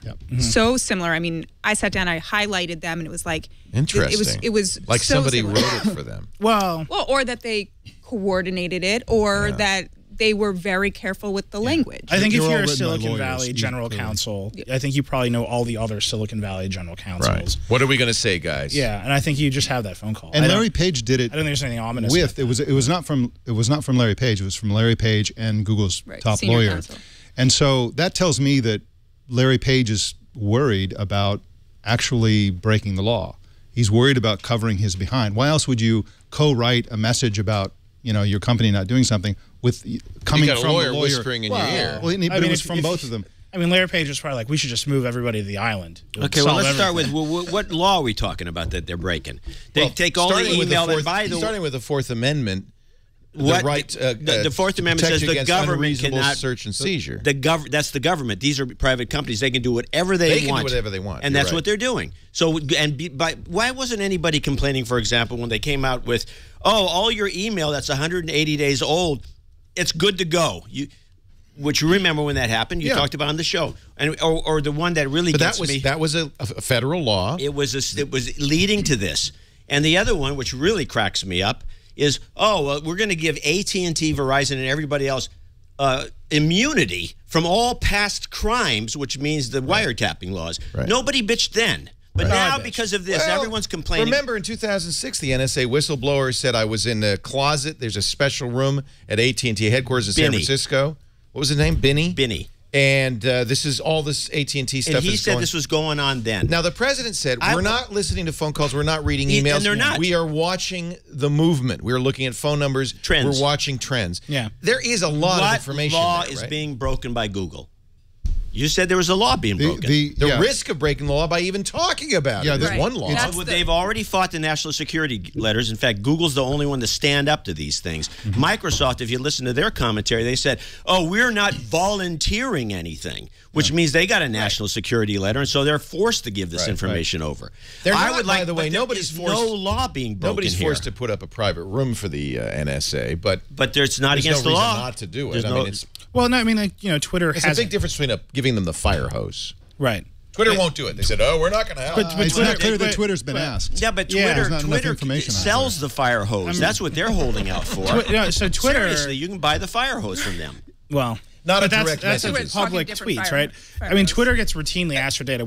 I cover the Twitter gets asked for data by rogue governments. Twitter is going to the library. Everything on Twitter goes to the library. Not direct messages. So there is private stuff on Twitter. I don't think the FBI or the NSA wants the public tweets. They can get that. Right. What they want is the DMs. Well, right? they can get a lot of information from public tweets. It's like not perfect. And since we're talking about who's giving up what, I read something that said that 98% of the data is coming from Facebook, Google, and one other company. Well, Twitter's a broadcast platform, right? I mean, it's one to many inherently, so I think people know. Definitely not pile talk. Yeah, no, probably not. Well, no. So Paltalk was like apparently really heavily used during the Arab Spring. Oh, that's so it's used there's in a certain link. parts of the world. There's a link to that there. I think we're talking about the rule that they would be broken here is that the rule or the law that they can't talk about this. Yeah, my I think that's what understanding. he was Yeah, my understanding is that there's a law within FISA that says you have to comply and if you're a private company. But there's and no you law. can't talk There's about no it. law that says you have to stand around vigorously denying it. Right? There's no law that compels You're some supposed positive. to just shut up, is what you're supposed to What they do. all said is we've never heard of Prism. PRISM. Yeah, So it's a buzzword that they didn't hear. It's the word. And then it doesn't mean anything. Wait, hold on. I mean, you can ascribe negative intention to all the companies involved. You can ascribe Mike negative Harrington intention. called them cowards.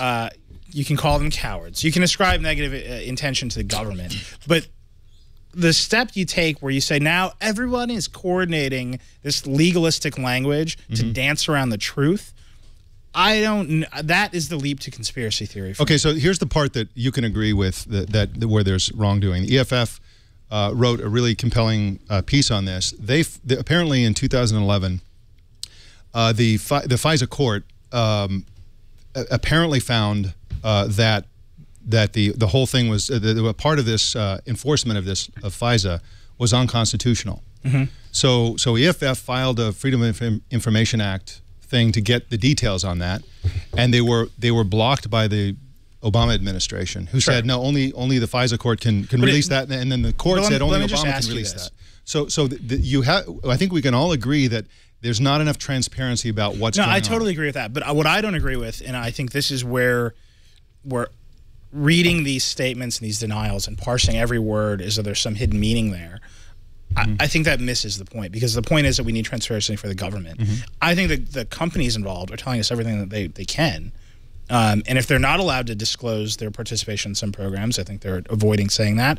But I don't think they're actively colluding with the government to hide things. I think that is one step too far. And I think if the EFF isn't afraid of the Obama administration and will file lawsuits to do things, I have no ability to understand why Google would be afraid of the government. If Google could say it and the worst that would happen to them is they would get a lawsuit and David Drummond would have to spend some more time in federal court. You have to make your mind. They're either afraid of the government or they're not afraid of the government. They are. I don't either. I think they're colluding. There has to be one or the other. Wait, but why would they collude? Why not? It's so easier. It's not a matter of why would they collude. They're doing. I don't know that this list come of companies from way left field. Yeah. Maybe after 9/11. Of course, remember George Bush started his secret. And by the way, none of these companies wiretap. existed then. Right. The warrantless wiretaps started October 9/11. I think they all existed. October 2011. Facebook didn't exist. They have Hotmail on the. They have Twitter didn't exist. Do a lot of these AOL companies did. Isn't it? Google did. Doesn't the federal government feel like it has? Well, it wasn't that embryonic. Doesn't the federal government feel like it has a silent mandate from the American people to protect it at all costs? And if that means monitoring cell phone traffic, particularly traffic from the U.S. to overseas, if it means monitoring emails, what's wrong with that? That's what I say. Well, here's really in agreement with you. Yeah, I must be on the wrong side. Here's what's wrong with it. Here's what's wrong with it. So, assuming the general accusation is accurate, that they're gobbling up all the metadata to find out who's talking to whom, and then from that they're figuring out what to get a warrant for to go in deep. That's the accusation, and that is clearly unconstitutional. The fishing expedition is really because the Fourth Amendment specifically talks about you can't do fishing expeditions. They can't go through your house to see if there's anything illegal going on in your house. Here's one of the things going on according to Binney, and I think this is true. And all you have to do is look at that Utah facility that the NSA is building. The 1 million square foot They're facility. going to record every phone call you've ever made, all in real time, and they're going to save it all. They're not going to be listening to your calls, just like Obama said. They're going to save every call, and then they'll get a warrant when they think of something because you're a terrorist, let's say, and they'll be able to grab all the old calls. They may not even save it. I mean, they're encouraging ISPs to do this, right? ISPs are supposed to have 18 months of your internet activity. They're probably getting help from the phone companies. It's probably being saved in many parts. Well, here's the craziest thing about all of this. 55. This is Minority Report. This is about pre-crime. Right. They're building psychic like robot genetically engineered humans in form of computers to prevent crimes before they happen. It's amazing. Well, I'm not buying this. That's what they're trying to do. I mean, I think that's there's what anti-terrorism there's is a all long history of our government working in cooperation with the phone companies. So the phone, I mean, like, saying they gave they're them immunity. Right, they've given them immunity. I mean, if you pick up a landline phone, the government has been able to tap that since like the 40s, right? So, and there's an expectation. I mean, it's in popular culture that if you, you know, people are using burner phones on the wire because they know that the landlines are tapped. Right. What I think is interesting is many of the companies involved, I won't say all of them, but many of them have publicly said, we are not cooperating in this way. We're only doing what's legally required of us. And what the government has not said is what they deem to be legally required of these companies. And that's the only disconnect here, is the Google and Facebook, all this coordinated responses. They're saying what they have to say. They're saying we're doing what's legally required of us, and we're doing our best to not overstep that.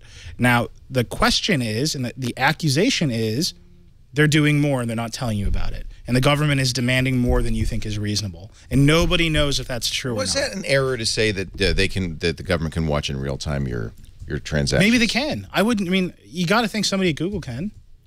Somebody at Google for surely can. Well, don't you remember the one search engine that used to have the real-time searches flying Google by? has that in the lobby. They still do, yeah.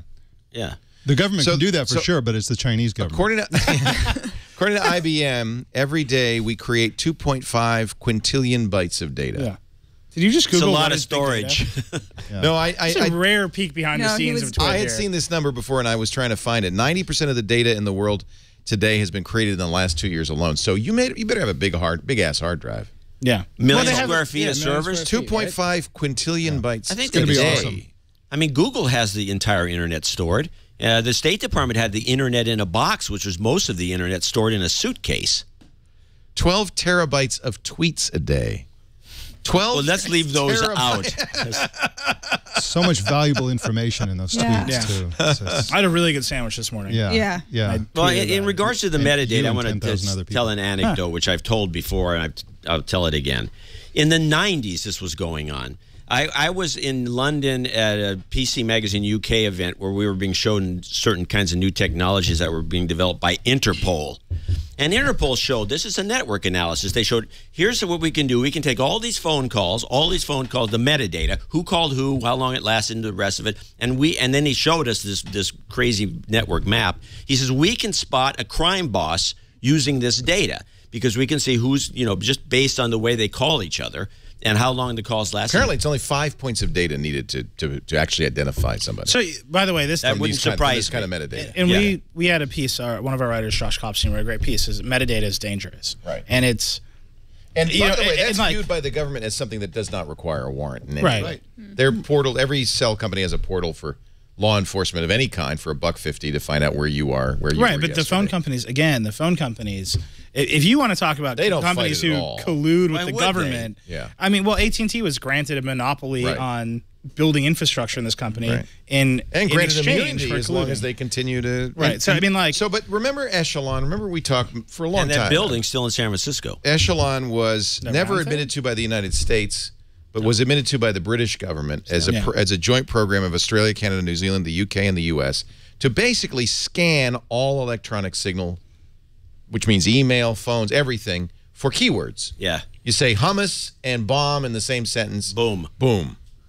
That's my favorite Who else but a terrorist would say hummus? That's my favorite type of hummus. It's delicious. Yeah, hummus bomb. It's It's the the bomb. bomb. Oh, God. We're all going to hell. Or Hong Kong, one or the other. It's my favorite Is it sandwich. true that there's no extradition from Hong Kong? Is That's that why he's there? absolutely not true. That's what I thought. No, I it's don't know not why true. this guy's there. So should be in here's my I think they lied paranoid about conspiracy Where do you theory. go if you don't just not?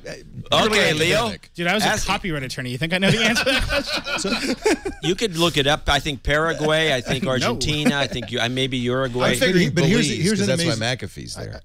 Yeah. That could be. Belize has Yeah, to but be one of them. Belize Maybe. also has like the babes, which is why McAfee is there. Yeah, It's and number if you don't one. give the government enough money, you can get in trouble. I did a post on this that I think somehow the Chinese government has got to be behind the leak and the timing of the leak because it was so beautiful for them.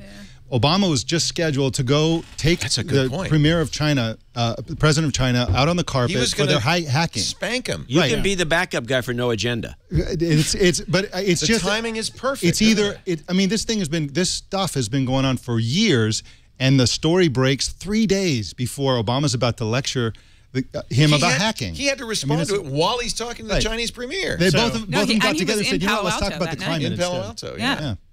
Yeah, but again, a good rises to the. Yeah. I mean, I think there's just a lot of fodder here. Yeah. All I want to know. Here's what I want to know. Can the government look at my Google search queries as I type them? And why do you care? And well, I do care. I mean, like why, that really, I care about. Why do you care? I think that leads. Look, our lives are now led online, right? They're wholly led online. Shouldn't you just presume that everything you're doing online is public? No, the same way you shouldn't assume that everything you do in your home is public. I mean, there's no. I know what Eli's searching for. Well, I've searched for a lot of super. Yeah. Let's just be clear. You know, the only thing that anybody's ever said in regards to this, the only risk that anybody's ever mentioned, is that insurance companies might deny you insurance because you search for donuts. But that's not the risk. What is the risk? That's not the bad risk. That is the a risk. Is that we pride ourselves in this country on freedom of expression, on freedom of thought, on radical innovation. Right. This whole valley around us is prided on weird ideas becoming reality. Right. And if we are constantly monitoring everyone, we will clamp down on that. There will be a chilling effect. And you cannot tell me, and I think we've actually done a disservice to ourselves as participants in like the tech community. You can't tell me where the line between your offline life and your online life begins, and where that boundary should be, and where it is for everyone. We don't talk about it because it's not important, quite frankly, right? It's only important now when the government is watching everything you do in one part of your life, and there's an entire set of restrictions and constraints on the other side. Practically, really, why is it a chilling effect? What do you mean? Are you going to not search for something because the government's collecting your searches? It depends on. Presumably, your ISP and Google have been doing it all Start along. now, Leo, and for the next couple of weeks, search for IED. Do you share everything you do on Facebook? No. Why? Because it's public, same as anything else I do on the internet. So would you search for IEDs? No. Okay. Is that a chilling effect? No, but, yeah. But why is it that you wouldn't post everything? I would search for IEDs if I wanted to know about IEDs. Yeah. Why is it that you think they would come knocking on my door because I search for IEDs? I think so. Well, I think we should all search for IEDs and just overwhelm have the chat law room do it. enforcement. Yeah, that'll I just take care did of a lot of problems. And I'm on your network, so.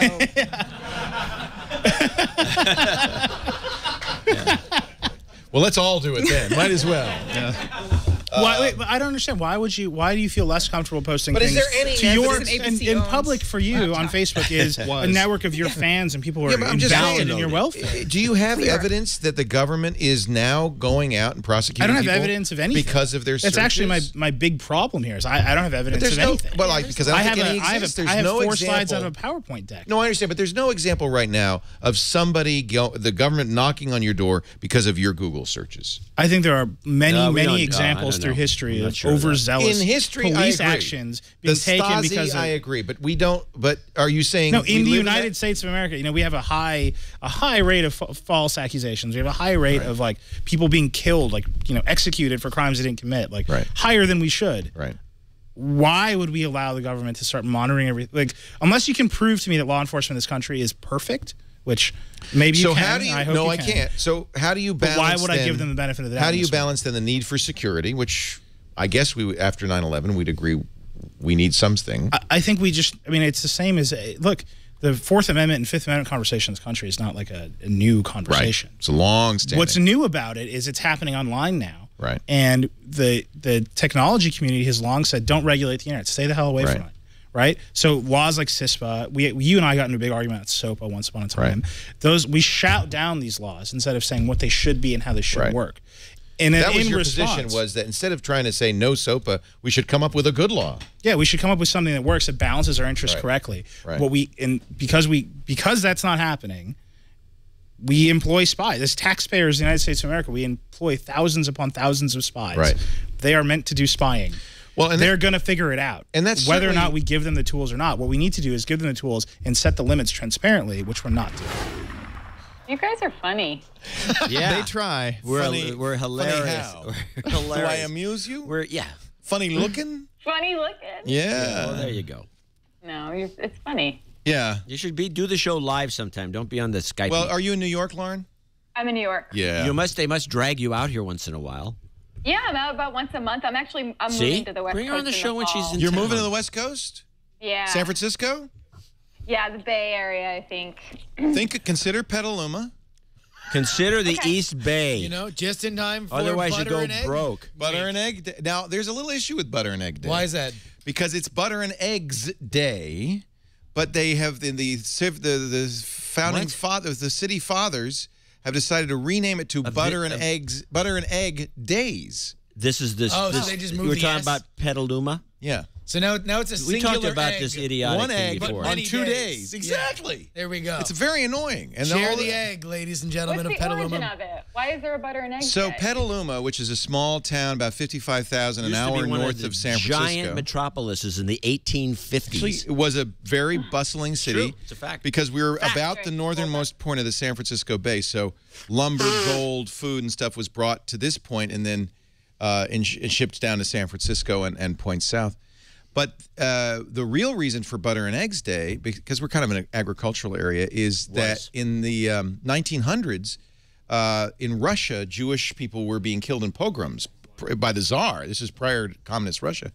And do-gooders here said, we need to save these. So they were getting Jews out of Russia in the 1900s. And the problem was you had all these basically peasants. They were agricultural Jews. And they said, what are we going to have them do? And it turned out it was very low capital, very easy to set up chicken farms. So they were setting these Jews up that they brought in from Russia with chicken farms.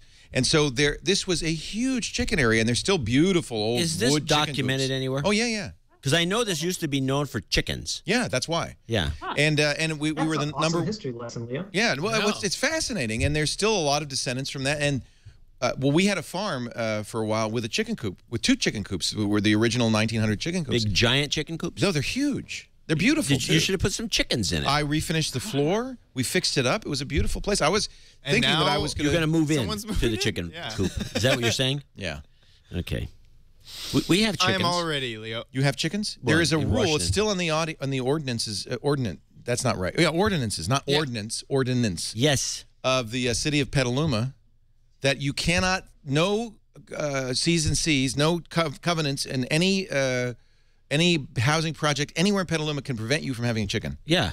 So in fact, it's by law you have the right to have a chicken farm here. You have the right in Berkeley. Berkeley too. But in Albany, they charge you have to pay a $150 license fee for each chicken. Nobody does this. Wait, per chicken? Yes, it's a scam. Crazy. There's an actual chicken counter from the city who comes around. Yeah, that's the drawback. I interviewed when I worked on KNBR 20 years ago the last chicken sexer of Petaluma. Is that the guy who checks the sex? When a chick is born, it's very difficult to know if it's a hen or a cock. This is content. And there are people watching. I'm already. Here we go. Head and cock And this talk guy on TWiT. This guy could tell. I asked him, and he wasn't very explicit. But he was because he didn't want you taking his job. He was highly trained, and he could tell. Highly trained. Because the chicks are fairly sexless when they're born, but he could tell right away. He said, "No, that's a girl. That's a boy." Wait, just by sight? Well, I think he turned them over. You had to get in there a little bit. He turned them over. You had to look under the hood. I'm not sure because he was an old guy. That'd He was be the good if last. you could just spot him. He was, and it's SEXOR. He was the last If you grow chicken your sexer. own chickens, it's important to know because you don't want to get a bunch of roosters. Because for one thing, you don't want any roosters. You want one rooster. Well, you want for the better eggs, you do. Yeah. But if you're in an area where they're charging you $150 a head and you're trying to keep your chickens No a roosters. secret, no roosters. Because they crow. You go out to Woodside where everyone has chickens. They're crowing all the time. You can't sleep. All day. They're Well, it's crowing a at common 1. misconception that roosters only crow in the morning. They They crow all fucking day. They do. If you'll forgive me. No, it's true. And they're annoying. Wow. I didn't know that this topic brought out such a virulent Let me tell profanity. you, if you're trying to sleep in Petaluma, don't. You're done. And a lot of the roosters are aggressive and they're annoying and they're jerks. And they're all, by the way, racists. And racist? Yes, the only Wait, hold on. Dial it back. Why are they racist? Well, it's the way they are with the different chickens. But they're all rapists, too, which makes it even worse. Oh, you meant to say rapist, but you said racist. I did. You're right. Caught me.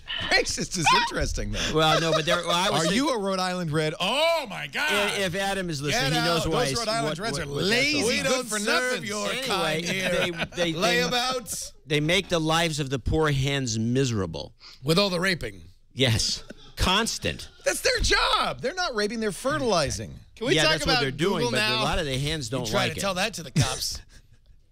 And so what's so different in life? Never mind. Let's move on. I'm saying this is content. So, we're Lauren, wasting. we did this. Now, Lauren's given up. She's No, walk we did off this the as show. an example. She said, "What are these idiots talking about chickens for? We don't care. We don't care. I'm in New York. I agree. Exactly. Are you uptown So anyway, or downtown, Lauren? That's why you should move to Petaluma. Tell us the story. You got a strange email from Google last week. Yeah, so they sent me a note and they said, we can't tell you what's going on, just sign. And I was like, well, and I knew it was Google X, so it's got to be cool. And they've only announced 2 Google X projects, you know, the self-driving cars and the glasses. So this must have been cool. And it was this Project Loon.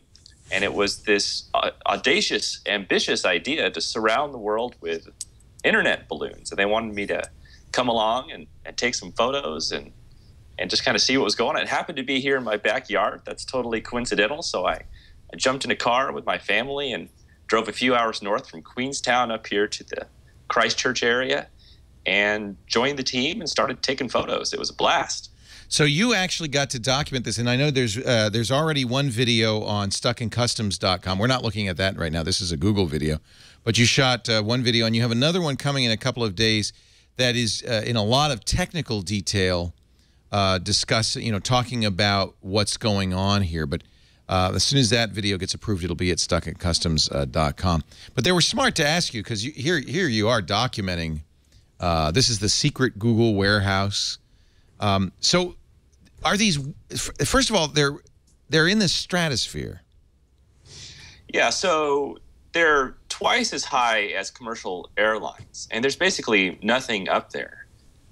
There's no more weather, so they get solar power cleanly. And the big breakthrough about these balloons is that they can move up and down at various levels through the stratosphere. And as they move up and down, they can catch different air currents, so they can sort of keep this grid or matrix-like mesh, sort of Cartesian plane. They're not going around the world. They're not attached by a 10-mile string to the Earth. No, they've got a valve on the bottom. It's actually a 2-chamber balloon, and the top chamber is filled with helium. Okay. The bottom one is filled with regular air. And by pumping air in and out of the bottom chamber, they can move them up and down, changing the density of the helium a little bit. But I that's think the kind of stays the same. But they change the weight of the balloon by pumping more air into the lower chamber. I get it. Yeah. So that's something you can keep doing kind of for at least until the balloon wears out.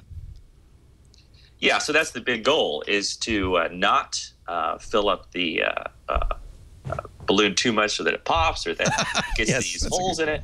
They're really trying to figure out a way to keep the balloons up there for a long time. But they have had balloons get up there and stay, for months and years. I mean, ballooning is sort of an old science. It's a tough science. So they're trying to get their balloons to stay up as long as possible.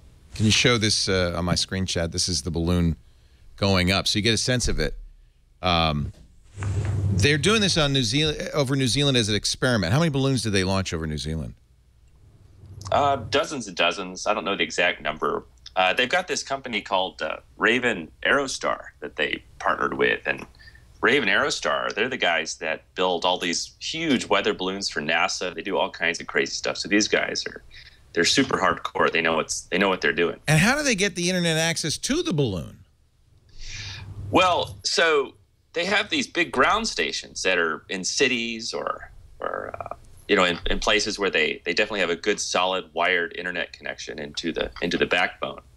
And so your signal goes up from your house, you have, or your car or your little village or whatever it is. You have this little antenna that aims up at the sky. Here's an image, by the way, of the antenna on Trey's video.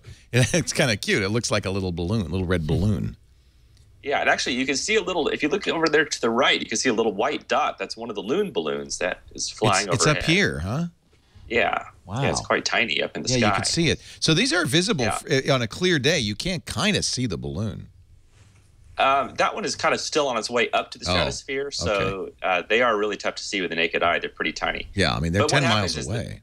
the signal goes up, it goes to one of the balloons, and then it gets relayed around to other balloons until it finds a ground station, goes down, gets the data, then brings it back, right to you. Yeah. And in fact, as the balloons move over, there's a handoff, just like a cell network. And so it's an interesting technology. What kind of speed do people get? Well, I went to a couple testers' homes, and we looked at it. It seemed perfectly broadbandish. I didn't jump on speedtest.net to see how fast it really was. But I remember the first time, so I was in there with, this is kind of a funny story. Maybe I shouldn't tell it. But so I went into the first tester's house, and I was there with Stephen Levy from Wired Magazine, who wrote a beautiful piece over there on Wired. By the way, one of my best photos that I took is going to show up in Wired Magazine. They got an exclusive on it, so the world hasn't seen that yet. Oh, cool. So be sure to check out Stephen's article when it comes out in print. So anyway, what happened is we went to this tester's home, and they're getting internet. They're on trademe.co.nz, which is sort of the local eBay. And then, of course, everyone in there, we want to connect and connect our cell phones or whatever and start playing with the internet. And then so Stephen Levy's over there. He's connecting to it or whatever. Then I went over and saw that, oh, people are connecting to it. I want to connect too. So I go over and I asked the Google guys. I said, "What's the password? I want to get on." And they said, "Just a minute, Mr. Levy is on the internet." I was like, "All right, I'll wait till he has a good experience, and then I don't know what they thought I was going to do. BitTorrent the Game of Thrones. Yeah, but one at a time only, please. Yeah, how funny. Yeah. So, they're claiming 3G speed. This is not to wire, America. This is not to get cities online. This is for areas where there is no internet access. Well, they say that there's actually quite a few Americans that don't even have good internet access. I got a call from a guy in Montana, just the other day. He says there's no internet access available to me. But these people, but if you're in the first world, you'll probably use satellite and expensive satellite internet. Well, I think this will be quite disruptive, the same way that fiber has been disruptive. So when fiber drops into a city, it drives competition crazy. Right. Because suddenly people have to provide, unlimited internet or drop their prices. And it's not just the access that I think is exciting. Here in New Zealand, actually, I think this is a pretty good test bed, because I've noticed this after I came from the U.S., where I'm used to having unlimited internet. But people here, they don't really have unlimited internet in their homes. And I think this is actually very common in Europe and all over the world. We're quite spoiled in the U.S. And so I know that, like, at home in Queenstown, I happen to have unlimited internet. I've got to have it, so I pay extra. But all of my son's friends who are 12 and 13, they come over and they can't believe that my son can watch limited YouTube videos. I mean, it's inconceivable to them. Right. And can you imagine being a kid growing up, not being allowed to watch, maybe 10 or 20 YouTube videos a month? I mean, it's a big deal for us as TWiT, because it means that people in New Zealand really are going to be very careful about how much of us they watch. If you want to be an internet broadcaster, bandwidth caps are a bad thing. Yeah, it sucks to make a decision like, well, do I have enough bandwidth to download Leo's show this month? It's a horrible decision you have to make. So does Google, have they said they plan to offer this for free worldwide? They probably don't know what they plan to do with it, or do they? Yeah, they don't really have a business model for it yet. I'm sure, I don't know what the business model is for fiber. I don't think they provide that for free. But I think they've always said that their goal as a company is get people to use the internet more. If people use the internet more, they'll make money, because they're an internet advertising company.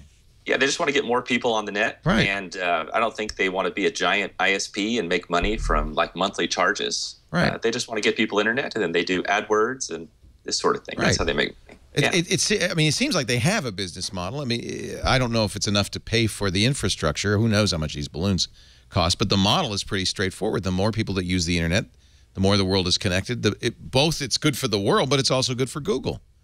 And this is why, no nation's going to do this, because they're floating all around the world. The UN isn't going to do this. I think it's going to be a company like the Google or the NSA. They might do it. That's a joke. Maybe not such a big joke. So this is cool. So people, if you live in New Zealand, if you go to google.com/Loon, as they call it appropriately, the Loon Project, you could sign up as a tester. What do you think? I mean, this is pretty cool, Trey. Yeah, I think it's great. I mean, it seems on the face of it goofy. Well, this Rich Duvall is kind of one of the guys behind this. It's a huge team, of course. Right. But he and Mike Cassidy, they know it's an audacious plan, and they're serious. They don't want to waste their time. They want to do something that's going to work and change the world and affect 1 billion+ people. Wow.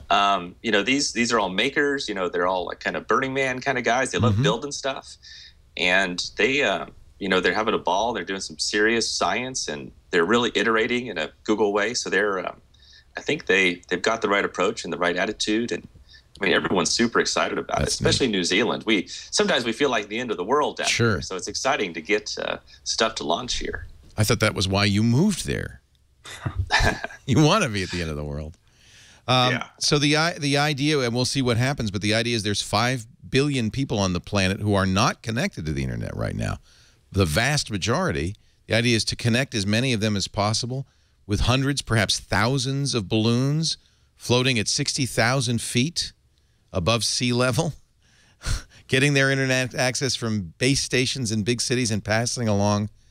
And because it's so high, you could be in a valley. You don't have. I mean, you could be really in a very remote area, surrounded by mountains, and still be able to get internet access. Yeah. No, selfishly, I just want to put one of these little friendly red things on my truck. Yeah. Because I'm driving around to these remote areas of New Zealand to take photos where there's no cell phone coverage, so I have 0 internet. The idea that I could just have the internet floating above me all the time, it's intoxicating. It's awesome. Yeah. And I see you're wearing your glass. You wear it all the time? Not in the shower. Good. That's the That's the line that I draw. Yes. No, I do wear it. Actually, I find myself pulling out my cell phone very rarely. Wow. It's really no more of that emasculating, girly looking at your phone stuff. You're going to wear those macho blue glasses. Yeah, I can pull them off. So let me get the scorecard, just so I don't want to offend anybody. How many of you are rooting for Edward Snowden to get away? How many think he should be hung from the neck until dead? There's no third option? There's those? Not according to the Justice Department. Patrick, you're a disinterested party. You're French, right? Or you just talk funny? I don't know. I am French, but I don't know that I'm disinterested, because all of this story is basically, you've all been discussing, is it legal? Is it not legal? Can you listen to U.S. citizens or not? Apparently, you probably shouldn't be able to do this, but no one cares about the non-U.S. citizens. So I'm very much concerned about That's a good this. point. We've not been debating that at all. We can listen to you to the cows come home. Yeah, exactly. Yeah, there's no issue there. Well, but just how do you feel about, again, you're a somewhat disinterested party in the sense that he didn't violate French law, he violated U.S. law. Is he a traitor? Is he treasonous? Or is he a whistleblower? It's very difficult to say, isn't it, until we know exactly. I guess ultimately we as a society are going to decide whether or not he is a traitor and whether or not he's just a whistleblower. We as a society may decide, but ultimately it's the U.S. Justice Department that's going to make the ultimate decision. Exactly. Right? And that's what I mean by we as a society. Right. It's the people making laws, right? And judging by these laws. And it obviously he revealed secrets, so that's not in question. The question is, by revealing these secrets, is he a traitor or not? What I would wish for it to happen is for him to get a fair trial. And I'm not exactly sure that's possible. But the best outcome would be for him to get a fair trial. And if he did commit treason, then he should be suffer the consequences, quote unquote. And if he exposed some serious flaws in the system, then I don't know, he should go that route. Christina? Yeah, I mean, it's I'm kind of free Snowden is kind of where I'm at this point. I mean, honestly, I kind of don't understand what's that different about him and Daniel Ellsberg with the Pentagon Papers. Precisely. I think that you could make the argument that Bradley Manning is a different case. You know, he was a member of the military. He, revealed things that were of a more sensitive nature that weren't vetted as much. But in this case, I mean, this was a civilian who happened to have a contract job. And if what he's saying is true, then I honestly think that the public value of that information is better than outweighs the, I guess, treasonous implications that they could have. And you could make the case that Bradley Manning endangered U.S. citizens abroad with his leaks. You can't Without make a that doubt. case with Edward Snowden.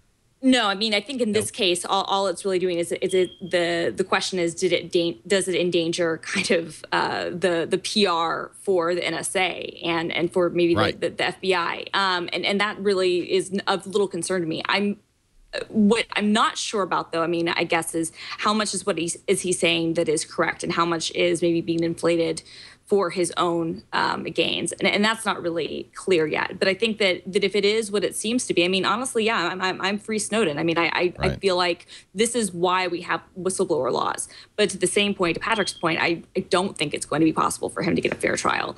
And I mean, I think that the best thing he could hope for is that they somehow violate his looking up his mental health records or something, the same way they did with Ellsberg, and that was how he ended up not being prosecuted for the Pentagon Papers. That's but right. I think the plumbers were caught breaking into a psychiatrist's office. Right. And so, I mean, you almost have to wonder, you know, if something like that is not to happen, or if it hadn't happened in Ellsberg's case, what would that have meant for the entire narrative of what became the Vietnam War and for Nixon's second term and for a lot of other things? And I mean, I think that's why it's not clear to just maybe classify him as a you know, someone who's committing treason, because what he's doing could potentially be opening up something that is vital for the public to know about, and certainly vital for us to have a discussion about what are our real reasonable expectations of privacy, and what does it mean for the Fourth Amendment. You agree, Jason? Yes. So first, I'd like to say I always, you know, we live in a democracy, so I always don't like when we talk about it in a democracy and we say, you know, oh, it's the government's fault, and that the government is always us in a democracy, right? They are accountable and responsible to us. So if we unless they go so far as to not be, and that's of course the great fear of all of this, is that when does it go from being government of the people, by the people, for the people, to government by the governing, for the governing?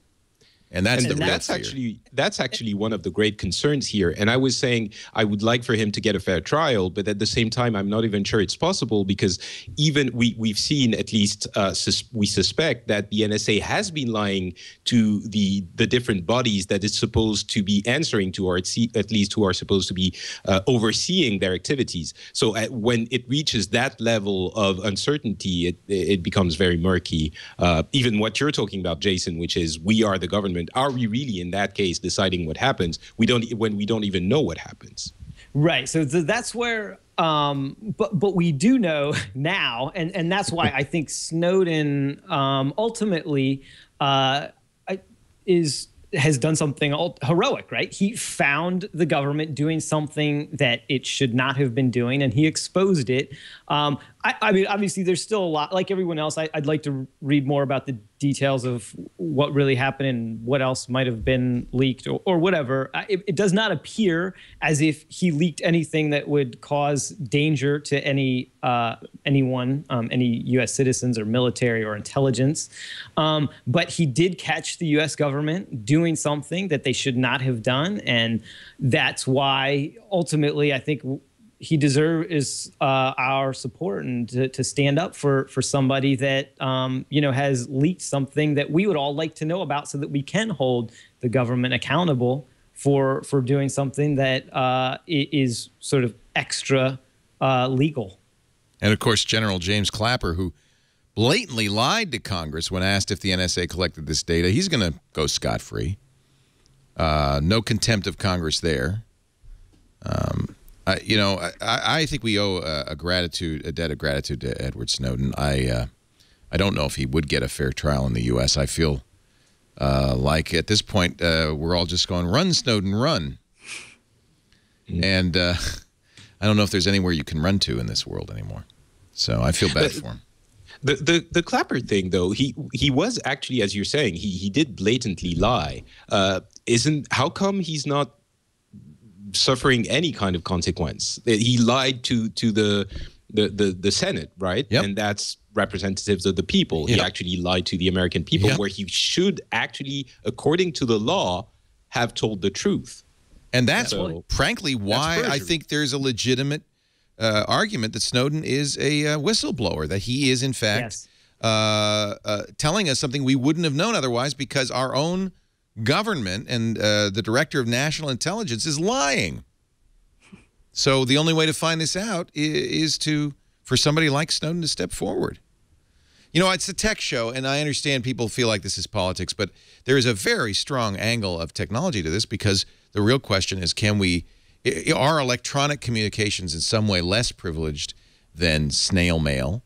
There's nobody asserting that the NSA is going through your mail, opening your mail. There are much better protections, frankly, against that than there are against them opening your email. In fact, many courts have held, and it's the position of the federal government, that after 6 months, it's not even your email anymore. It's abandoned.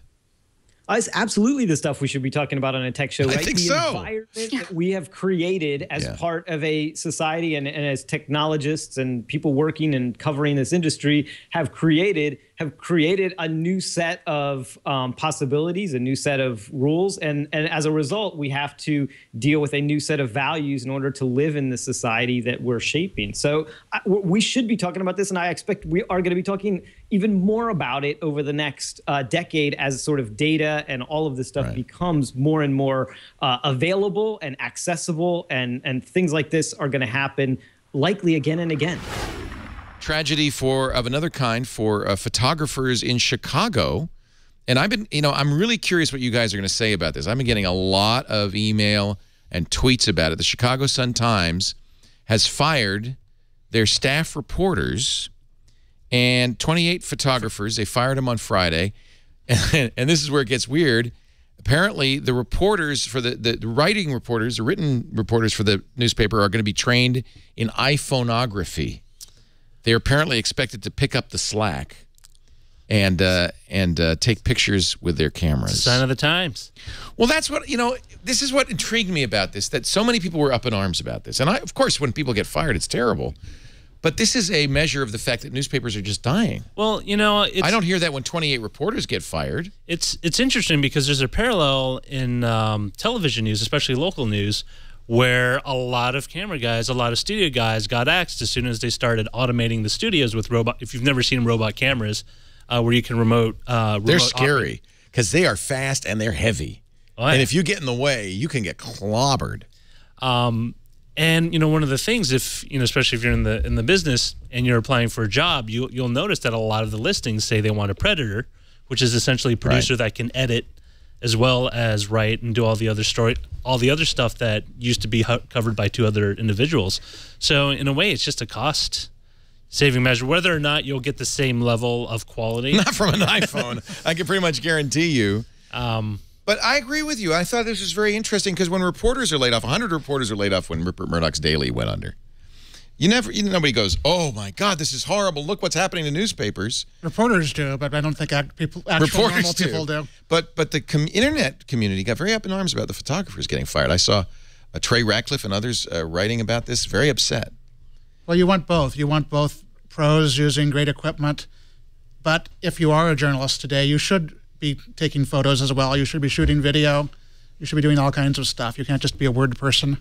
Dave McDean, our chat room, informs me the Metropolitan Opera fired their entire ballet company this week. Not one word in the press.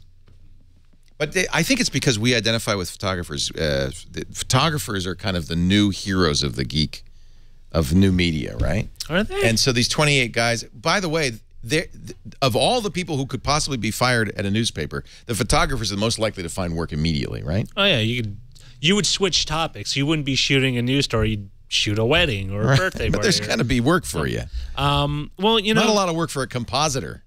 Well, that's the thing is like even some of these photographers probably have some editing, compositing, post-production skills on photos because you cannot survive, especially in today's environment, on just being good at one particular aspect of your job. You want to be able to maybe not be incredibly good at everything, but at least competent, because you don't want to be in a position where the company's looking to save a few dollars and look at so, well, can you edit?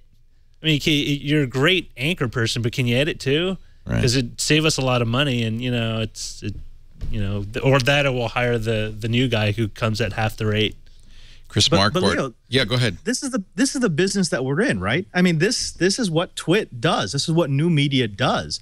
We have figured out that the work, the production work that used to take millions of dollars and a huge studio to do, we can now do not on the cheap, but for with a much different type of crew, different type of equipment. The same thing happens to photography. The newspapers have realized camera phones or prosumer cameras have become so good, and amateur photographers get so many different angles that they can essentially get the same coverage. They can get the same material, the same content that they need at a much lower price. So in essence, if you're going to be blaming the newspaper, you should be blaming content creators like us and amateur content creators and who have Craigslist. changed the game. And Craigslist, you would just completely undermine the entire financial structure. You for would newspapers. essentially be blaming everyone that has a piece of technology that allows them to capture a still image, a moving image, and recording audio. I mean, think about the last 3 big news stories where most of the content came from people not associated with the press. I mean, the soldier in London that was hacked to death. A lot of those videos, there were iPhone videos. They were all iPhone videos. Yeah. The Boston bombing, those were all captured either by CCTVs or photojournalists are important. Arguably the most important form of journalism today, since we are in a much. Vince LaForest, who is a great photographer, wrote a blog post, "How to Ensure Your Extinction." Look at what newspapers are doing, and he says, he's talking about we're in the heyday of photography. He says, well, sarcastically, obviously teenagers are clearly reading 300 to 1,200 word articles on newspaper websites on a regular basis. They're not. They're looking at pictures, right? And you look at what the Boston Globe does with the big picture, which is wonderful. Clearly, they're making money on their photojournalists. So maybe really the short-sightedness was that the Chicago Sun-Times couldn't figure out a way to make these guys pay. I'm kind of astounded they had 28. 28? That's a lot. Today. Unbelievable. To go from what sounds like a pretty plush photography staff to nothing must be kind of jarring. And I am kind of curious what their front page will look like. If it's iPhone photos. Yeah, but if it's iPhone photos. It's a lot of Instagram. Non-professionals. Yeah. Well, it's one of those things where, I mean, Leo, you know this. You don't necessarily want to cut out, try to bridge everything with one person, but you want to pick and choose where you have that 1 or 2 individuals that are really good at photography and send them out on that story, and everything else like, oh yeah, you're covering the latest city council debate on whether or not a new park needs a tree or something.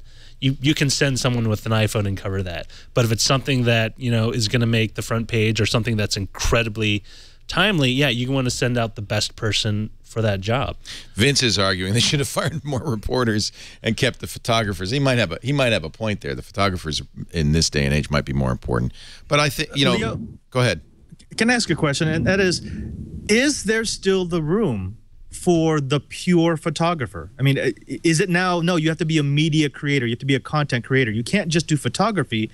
You need to do videography. You need to do editing. Like Roger said, you have to have the talent along the entire spectrum. You can't any longer just be the guy with the great eye. You have to be able to deliver on many different levels in the new media world, right? I mean, that's a good point. In fact, you might have hit the nail on the head. The guy who did this, Tim Knight, was the publisher at Newsday when they did exactly the same thing. In 2008, they fired 20 people from their staff, but they allowed them, and this may happen at the Chicago Sun-Times, to reapply for multimedia jobs.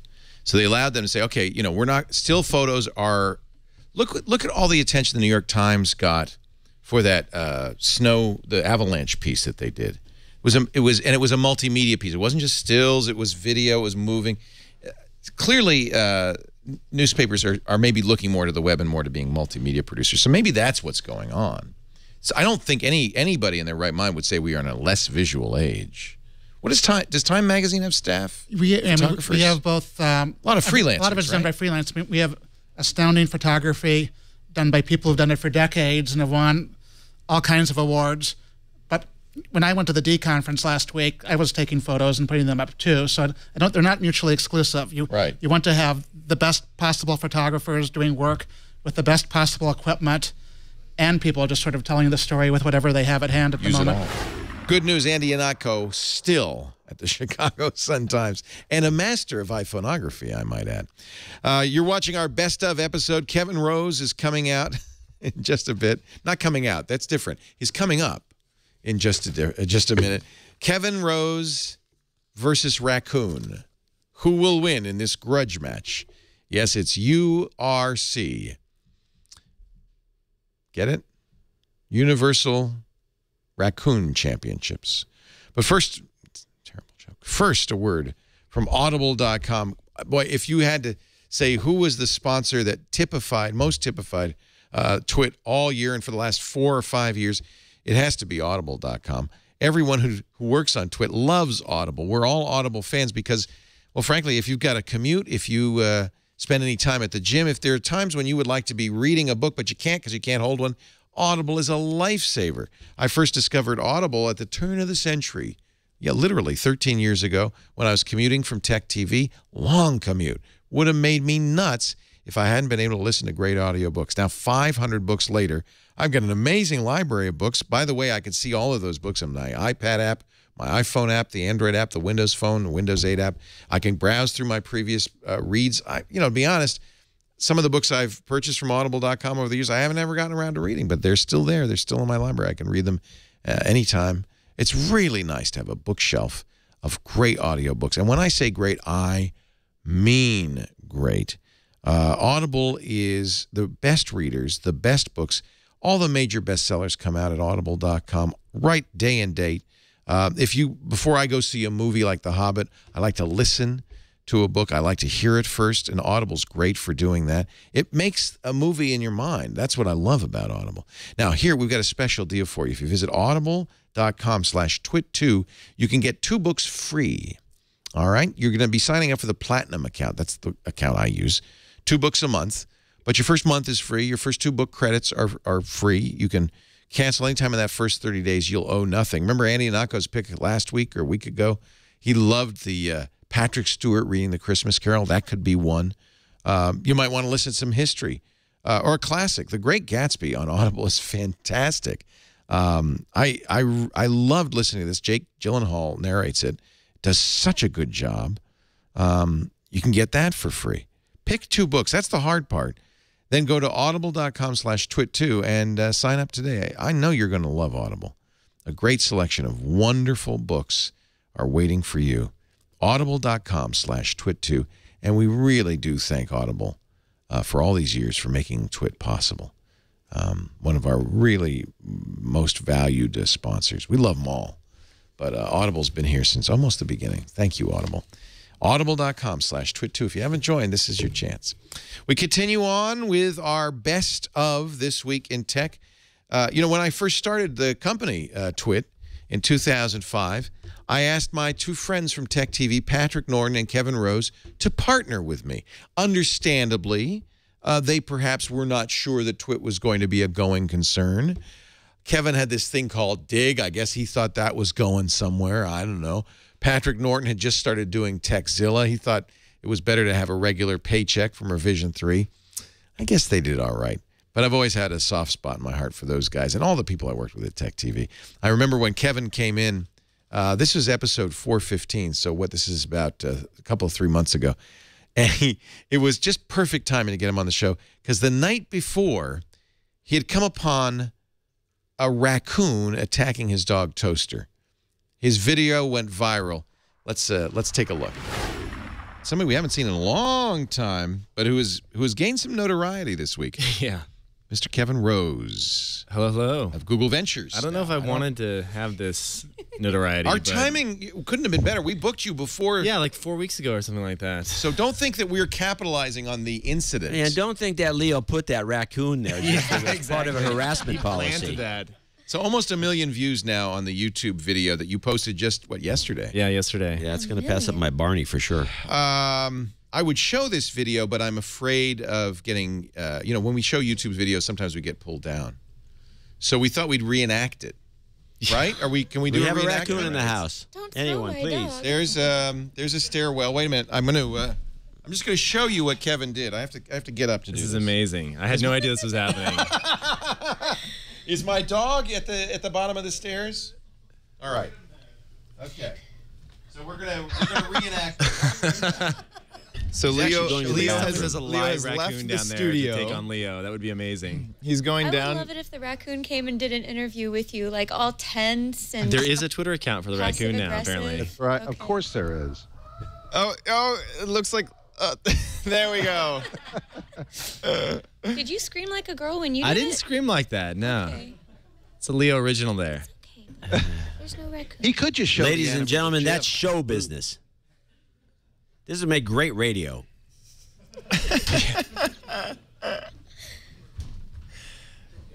Oh. And now he's Leo locked out can't of get the back in? studio. Is he locked out? Bit, He locked tiny himself bit, out. And Tiny the bit. show just got Okay, good. Kevin, you're going to be the host today's. This had been planned for did about we introduce 15 Jolie minutes. yet? Oh no, here he comes. There we go. Exhausting. Why can't you show videos on the show? No, I can't. Oh, I was going to say. Unfortunately, my dog was here. We should have borrowed yours. What did you throw down the stairs? That was a raccoon. Bring me the raccoon. He keeps a dead raccoon in the place. So, what happened? You let Toaster out? Yeah, I mean, so we had gone out for dinner. Well, let's start. Wait. Let's start at the beginning. Yeah. Why did you name the dog Toaster? Have you not Everyone seen loves Battlestar toast. Galactica? He named Are it. you kidding me? He named no, it I after the haven't. Instagram filter. You're talking about the second hit. Toasters are the evil, like. Oh, you're talking about the derogatory name Cylons for are called Cylons. toasters. Oh, see, the second So iteration you of the have a show, I robot hated dog? it. I watched one episode and I wrote Does a nasty does review. light go up and down its spine? What did you? No, he does not have that. We just. I had no we're big idea fans you of the named show. Toaster after Cylons. Yeah, Daria came up with the name, and That's hysterical. we thought it was awesome. Yeah, and he looks like burnt toast when you. It's much more cuddly than a Cylon. He's like a little That's true. cute little cuddly curly dog. Did he get bit? Yeah. So you let him. He got hit look pretty wait a hard. minute. Pause yeah. that there. Well, he's the one. Pause that there. Go back here, because so you let him out of the house to pee. Yeah, it's like 1 a.m. We're getting ready to go to bed. You know, we got home from a late Pause it, dinner. pause it. And you know, you let the dog out, and he always barks a couple times when he goes down because it's like he's kind of scared. Well, we've had raccoons in the house before. No, Ozzy does that too. He's kind of clearing the way. Clearing the way. Yeah. And so I hear a couple barks, and then I hear that kind of like, yeah, like exactly, pretty much. It was just chaos. It was like clearly something went wrong. Scrabble. And he's yelping at that point, like he's like really getting hurt. So show the video. So Daddy to the rescue, because you just. Well, I ran down the stairs because I was like, what the hell's going on? And I then you see a raccoon there. But now wait, pause it again. Normal reaction at this point is to get a stick, a bag, or start kicking. No, that's adrenaline. That's hurting his puppy Yeah. dog. Well, at this point, if you look back at the video, at the very end there, he had actually flipped over and he was on top of Toaster. And Toaster was on his back. And he was clawing at his eyes and like trying to like basically so kill fight, him. Fight or flight here. Yeah, so and I mean, you decided to fight. I would have run. Worst case, the thing's gonna like bite you or claw at you. Wow, that could be a bad case. I mean, it's gonna hurt, but you know that you're strong enough to like, you know, deal with the animal. Show the rest of it. I'm sure you've got complaints from PETA already, because he Not actually yet. picks up. Oh my God! Wait a minute. Pause it again. Well, there's a better camera view. You picked it up. Yeah, so I grabbed it by its back and just picked it And up you and flung pulled it it. off of Toaster. Picked it up.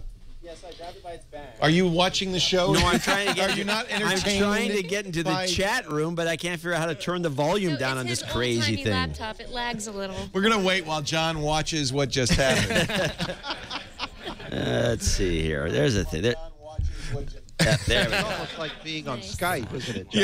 Yeah. Now he just That's wants what- to be yeah, with you, that's what I Joy. do usually. It usually doesn't have the sound turned up to the max. That's true. There are other ways. We'll help you get in the chat room next time. Anyway, so was it heavy? It was about 25 pounds or so, and it But felt you've been- very. you've been lifting. You're in good shape. I'm in good shape. It felt very greasy and It's oily. not that heavy. And kind of like. Yeah, he's got a bunch of thick garbage fur. all Yeah, over garbage him. It's and that thick garbage and fur. snot. No, raccoons are clean. They wash their food before they eat it. Yeah. With pee. Yeah, it was. All right. So continue with the video, because so this is a wait a minute. Pause it. This is a security camera. Yeah, we have cameras around the house, obviously, to like guard against weird things. And So this is good. You recorded your own hard drive, so you had access. No, to the no. video. It just goes to the cloud instantly. Oh, And so it's like so- drop cam or something. Yeah, it's similar to that. Okay. All right. So So finish the video. So yeah, it's motion because the other angle is activated. good. Yeah, and then I have another camera that gets the other angle. So there, flung it.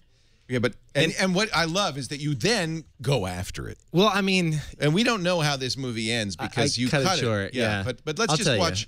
This is the best angle. This is the other angle, which has inspired an animated GIF. Holy cow!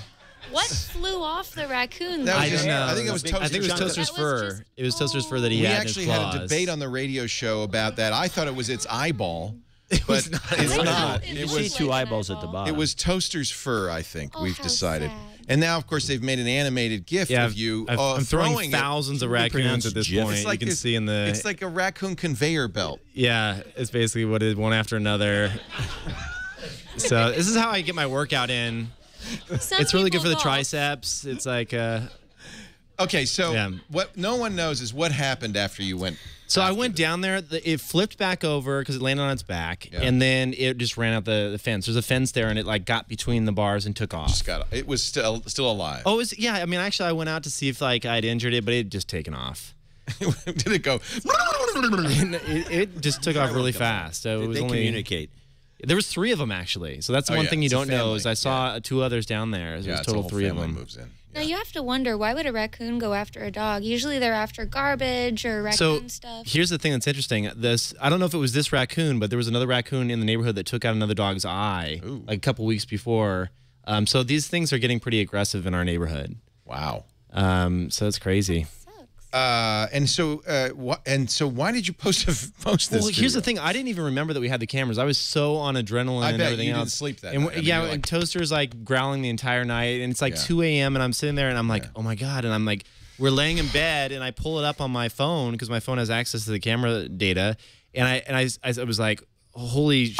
And then this is really good. Daria was like, what are you talking about? Really and I go, good. look at this, and I showed her the video, and it just has to go on the internet. Now, Daria, did you try to talk him out of this? Did you say, don't, Kevin, you're crazy. Don't post this. You said put it on YouTube immediately. Yeah, of course. It's awesome. So you're not getting heat from like animal rights activists? Yeah. Well, the thing is, here's the deal. Here's the way that I would phrase it to anyone. I'm not out to hurt animals. Obviously, there's one of 2 ways I could throw that raccoon: up the stairs or down the stairs. If I throw it up the stairs, it's going like back into my house. So I had to get rid of it. I wasn't gonna like shoo it away. Right. And so it was just it happened to spin and look back in the camera in an awkward way, and it's just like. I'm not like actively trying to like kill raccoons. You would have done the same thing, Jolie. I would have done that and worse. If anybody came after my little puppy poo, I don't care. I mean, I'd go into mama bear mode. Yeah. Wow. It is weird how you flip into that mode. Like I think so. I don't have kids, but I got into that mode where I was like, this is my like little baby dog. Like don't. Yeah. I thought that was killing. No, you did everything but pound your chest afterwards. Right. More of the Snowden leaks are coming out, and now this most recent story is essentially that the National Security Agency has done a huge amount to bypass privacy on the web, to undermine encryption. They dedicate, according to the story, as much as $250 million a year of their secret budget to subverting companies like Microsoft. They literally are planting agents within these companies to put backdoors in their encryption. They've subverted the National Institute for Standards and Technology, which is a standards body in the United States that, among other things, creates standards for government encryption. It seems as if we've got an out-of-control surveillance state. What is you're not an American, Renee. Yep. You're in Montreal.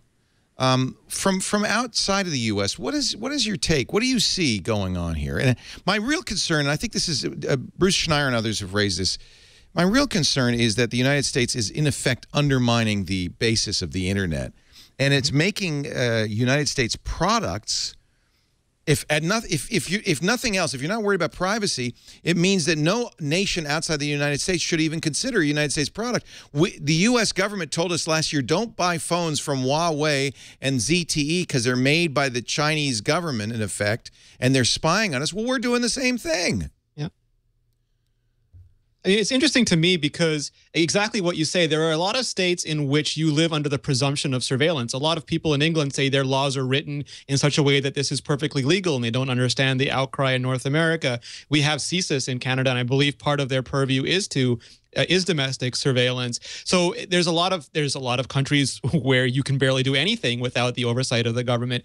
But the difference in the United States is that theoretically this should not be possible. And if it is, if their government agencies want to do this, they should go and pass the prerequisite laws required to make this legal and allow people to, or the Congress and the Senate, to vote on those laws. And if it's not legal, they shouldn't be allowed to do it. I mean, they should have to go and make their case in a free society to a republic society and make it legal and then go ahead and do it. But what it does is exactly what you said about China.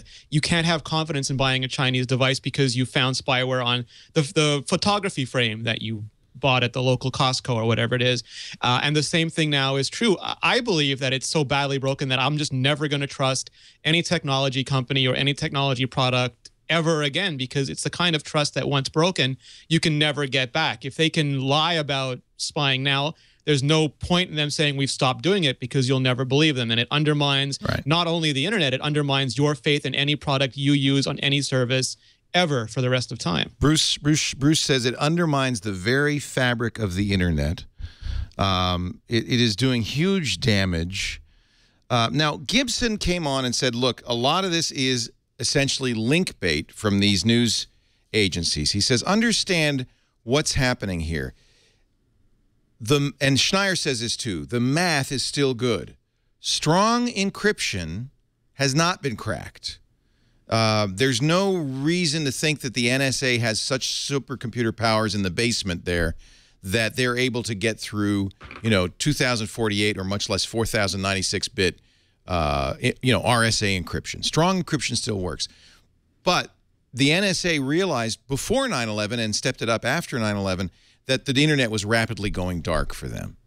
And so has created an effort in which they spend $250 million a year, at least, to get around this. And so they talk about a very commonly used telecom program that the NSA placed a backdoor in. I'm presuming it's Skype.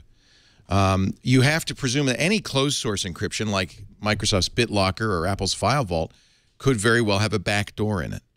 But Steve pointed out, and this is absolutely true, if you're using TrueCrypt or OpenPGP, if you're using an open source solution, you're likely still able to send secure messaging. Go ahead, Dan. Well, I think much of what's happening here is confusing, and it can be perceived as clickbait. But this is an incredibly James Bamford, who you can find his books on Audible, is a security researcher who's come to many of the same conclusions that you have on security now, and that is what's happened here is far more than simple failings of technology or the ability of technology. What's very scary about this is policy decisions that led to infiltrations within the technology industry in the late 90s and early 2000s. It is not simply, it's difficult to articulate how important this is without seeming hyperbolic and clickbaity yourself. But this is an incredibly important story, not just because of the technology components, but because of the duplicity involved and the secrecy involved in infiltrating on a human level the entire industry. From ProPublica, cryptographers have long suspected that the NSA planted vulnerabilities in a standard adopted in 2006 by the National Institute of Standards and Technology, the U.S. encryption standards body, and later by iOS, which has 163 countries as members. Classified NSA memos appear to confirm that the fatal weakness discovered by Microsoft cryptographers, by the way, in 2007, was engineered by the agency. They're actually subverting NIST. The NSA wrote the standard and aggressively pushed it on the international group, privately calling the effort in these memos, quote, a challenge in finesse. They created the standard.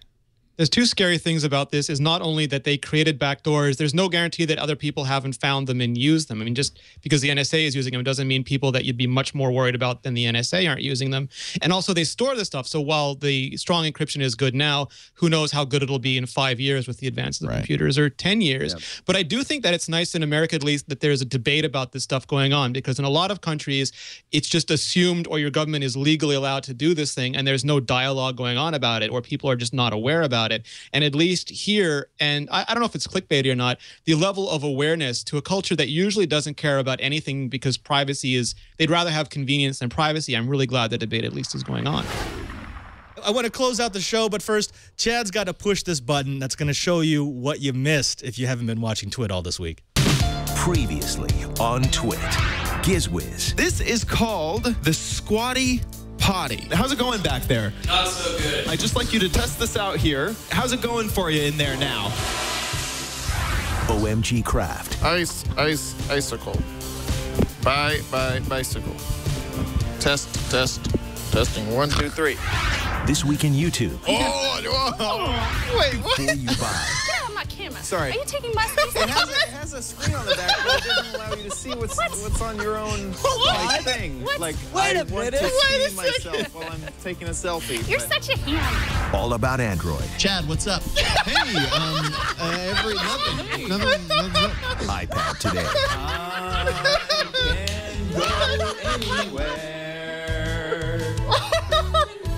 And ways to grow. Reading Rainbow.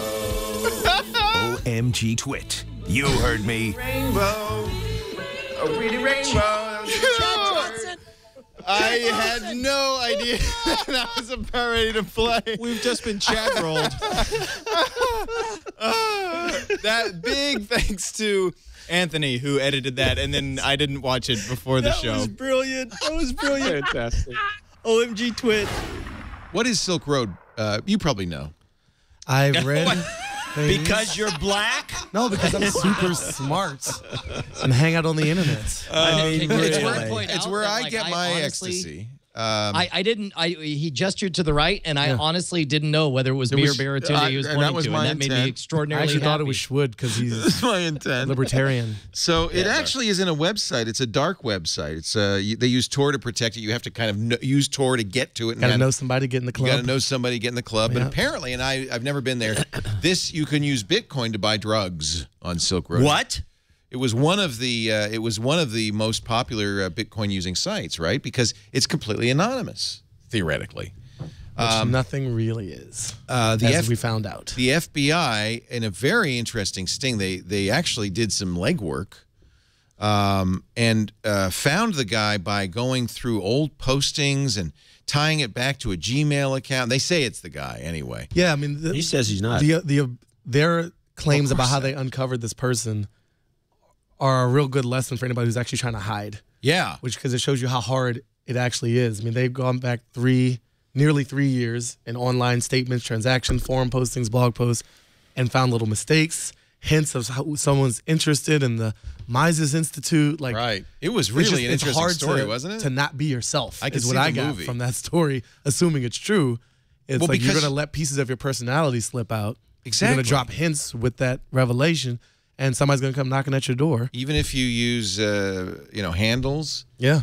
At some point. So he started when he first, whoever this guy is. And I'm just going to tell it, look, I understand Ulbricht is accused. It's alleged. There's no, Yeah, it makes nothing but sense. The guy made millions and millions of dollars. He lived in some crappy place in San Francisco They with didn't two even roommates. know his name. His roommate said, well, we called him Josh. I'm just not buying this story at all. You think that, that's interesting. I mean, okay, but regardless, like even if it's not the guy, it doesn't matter. Like we're all just exploring the intellectual possibility here. Right. They claim he's the Dread Pirate Roberts. That's the handle, DPR. Great name. That the guy who ran Silk Road used. What's interesting is the FBI says they have recovered his wallet. That's very nice of them. Probably on his computer. You found your wallet, in his wallet. sir. And this would be also incriminating, I think, 144,000 Bitcoins. I have 4 in my wallet. So they're worth more than $100 each. How did they do this? It's a virtual product. No, but your wallet is stored on a computer hard drive. Okay. Right. I mean, that's the thing is Bitcoin is not a cloud-based product, as I understand it, insofar as like there's not a central server. It's not like Napster. It's more like BitTorrent, where it's like you keep the keys to your own money separate from everything else. And if they recover your keys, they essentially have your money. That's right. In fact, people have had their Bitcoins stolen by So this is when you want to get hacked by a crypto locker. So he, in other words, the way it sounds, either had the computer on him so they could associate it with him, that it had all the Bitcoins on there. That's the case. And he kept an unencrypted file, unencrypted system that would allow them to just waltz right in and find the wallet. That's what you're telling me. Yeah. Okay, I'm not buying any of it.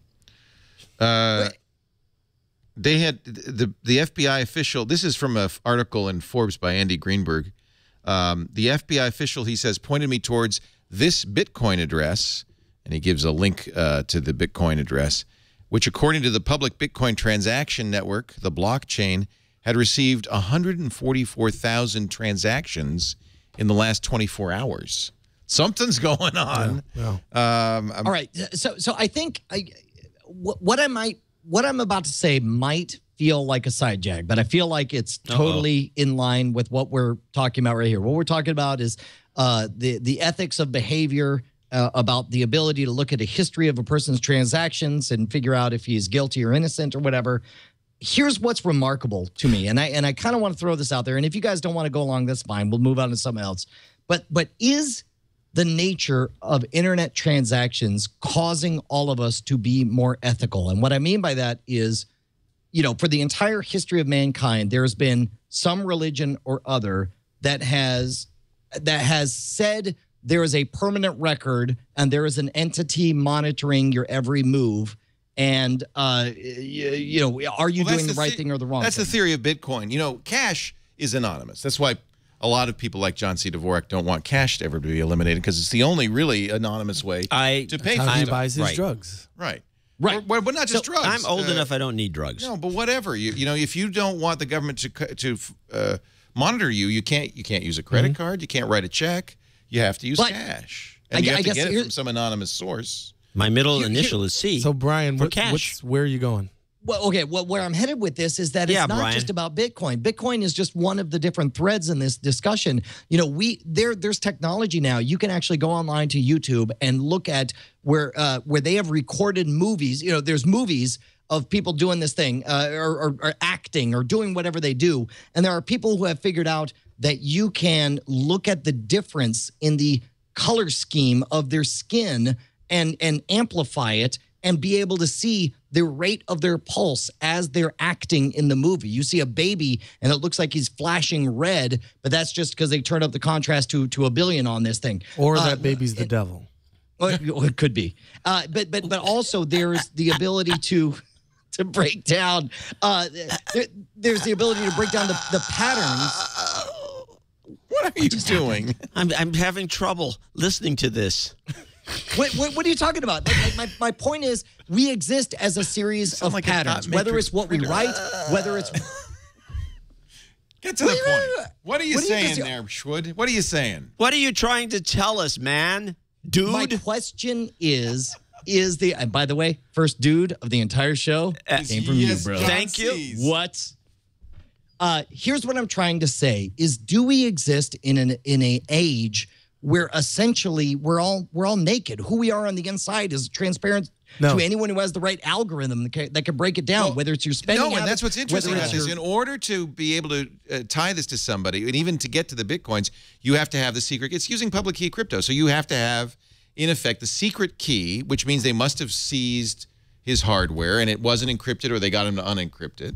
And so, but that gives you the connection, right, to his physical hard drive. But otherwise, no, without somebody's secret key, you don't know who. If I get Bitcoin donations because we have a little donate thing on the TWiT.tv. I don't know where those came from. I have no idea. It's a long you don't number. care either. I don't want to know. Well, I don't know why. It's anonymous. See, I don't think so. I suspect strongly that we exist as a series of patterns, and we all do this, whether it's in the way we relate to other people. Hey, Schwood, we I'm tend telling to you. use. What did he take? He's high. He's high. Actually, I hear you. I really do. What I'm thinking no, is, you don't. No, I do. Okay. So I think what he's getting at is, like, look, we're screwed is what he's saying. We're doomed. What I'm hearing is we perform a lot, that's what we but do on the the nature show. of who we actually are is available to anyone who sees the full extent of everything we do. Through the mask. Exactly. To the true person. I get it. I'm sorry. And where do they see that? How do they see that? Through every digital / virtual interface The that we metadata. engage. It's in the metadata. So the personal metadata. And Leo brings up a good point because this is the reason this is exceptional is because it never existed before. We never logged every move we ever made before our lifetimes. I logged your moves, Schwood. He's sounding so much like Dennis Hopper right now. generation in history. Oh man, I'm getting the it patterns now. of your life are stored on drives, man. They're on drives. It helps that he's not in the room. Look, Oh yeah. Because he kill me right now. Let me tell you some facts. Now we're going to facts. Capital F facts. Incoming. All right. Tell me if you disagree with any of this. We live in an age where somebody can look at your history of tweets, 10,000, 20,000, 30,000 tweets, and manufacture a tweet that will pass the Turing test of looking like it comes from you. That's correct. True or false? True. Right. So in that regard, Episode of Black Mirror.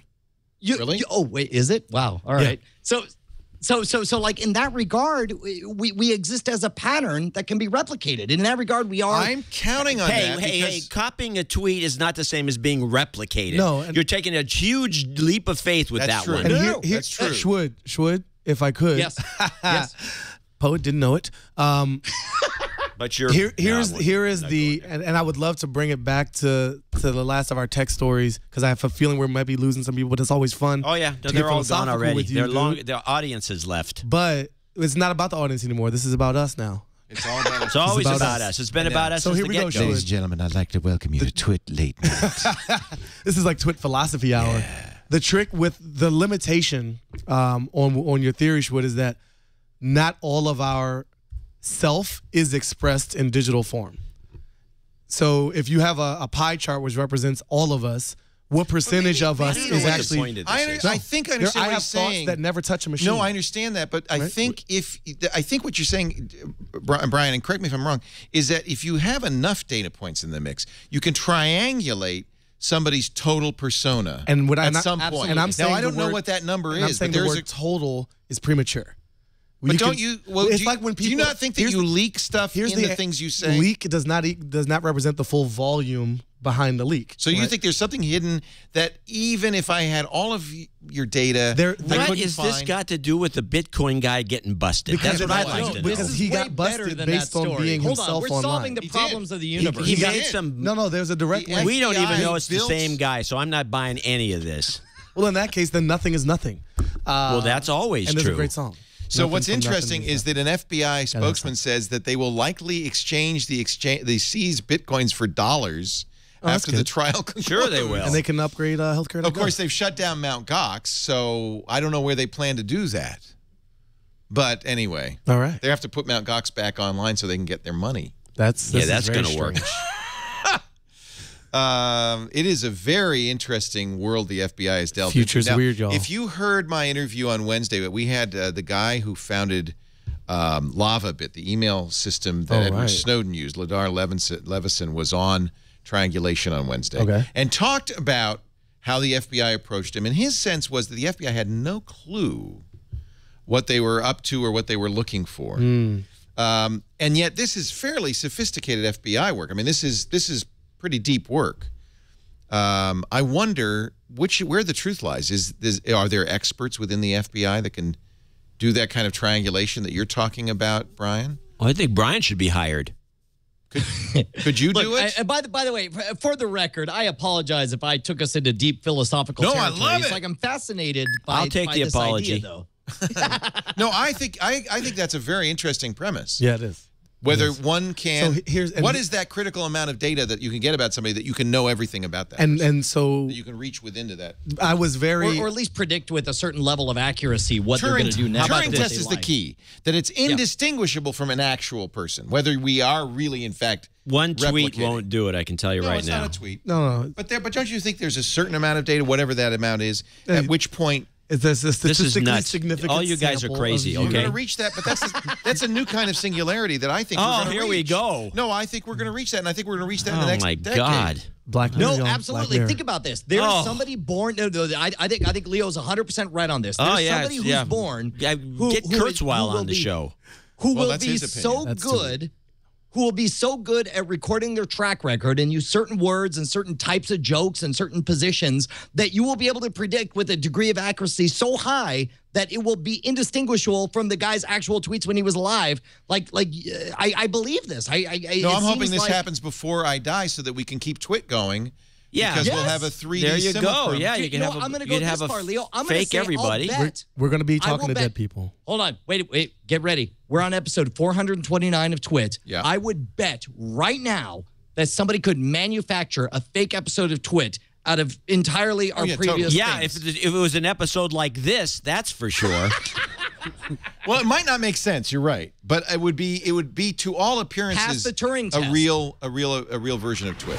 That takes us almost up to the present. That was just a couple of months ago. We were talking about Bitcoin and Silk Road and Ross Ulbricht. Boy, I hope you've enjoyed this best of. It just reminds me how many great people come on TWiT week in, week out. There's the regulars like John C. Dvorak and Mike Elgin, and just so many other people who've joined us. I really look forward every Sunday to doing TWiT because I learn so much. I hope you learn and enjoy TWiT too. We really thank the guy who puts this show together, put this best of together as well, Chad Johnson. He does a great job every week of putting together a panel, getting together all the news stories to talk about, wrangling everybody. We couldn't do it without you, Chad. We couldn't do it without you, the viewers, without our fabulous sponsors. TWiT was the first show that launched this network. And I'm really have to say now here we are 8 years in, and I still look forward to it every Sunday afternoon. 3 p.m. Sunday afternoon Pacific time, 6 p.m. Eastern time. 3 plus 12 equals 15 plus 8 equals 2300 UTC. I know it's a little late, but think of it as your Sunday evening entertainment. Of course, if you can't be here live, you can always download on-demand audio or video after the fact. We have a variety of different formats available to you at twit.tv or wherever podcasts are. And I don't think there's a podcatcher alive that doesn't get TWiT. To this day, one of the #1 podcasts in the world, and we owe it all to you. Thanks so much for joining us. We're going to take, let's see, will we be here? Yeah, we'll be here next Sunday. Yep, brand new TWiT, brand new year. Lots of great stories. I hope lots of insight and entertainment for you, too. Thanks for joining me, and, well, we'll see you next year. Another TWiT is in the can. Take care. Doing the TWiT.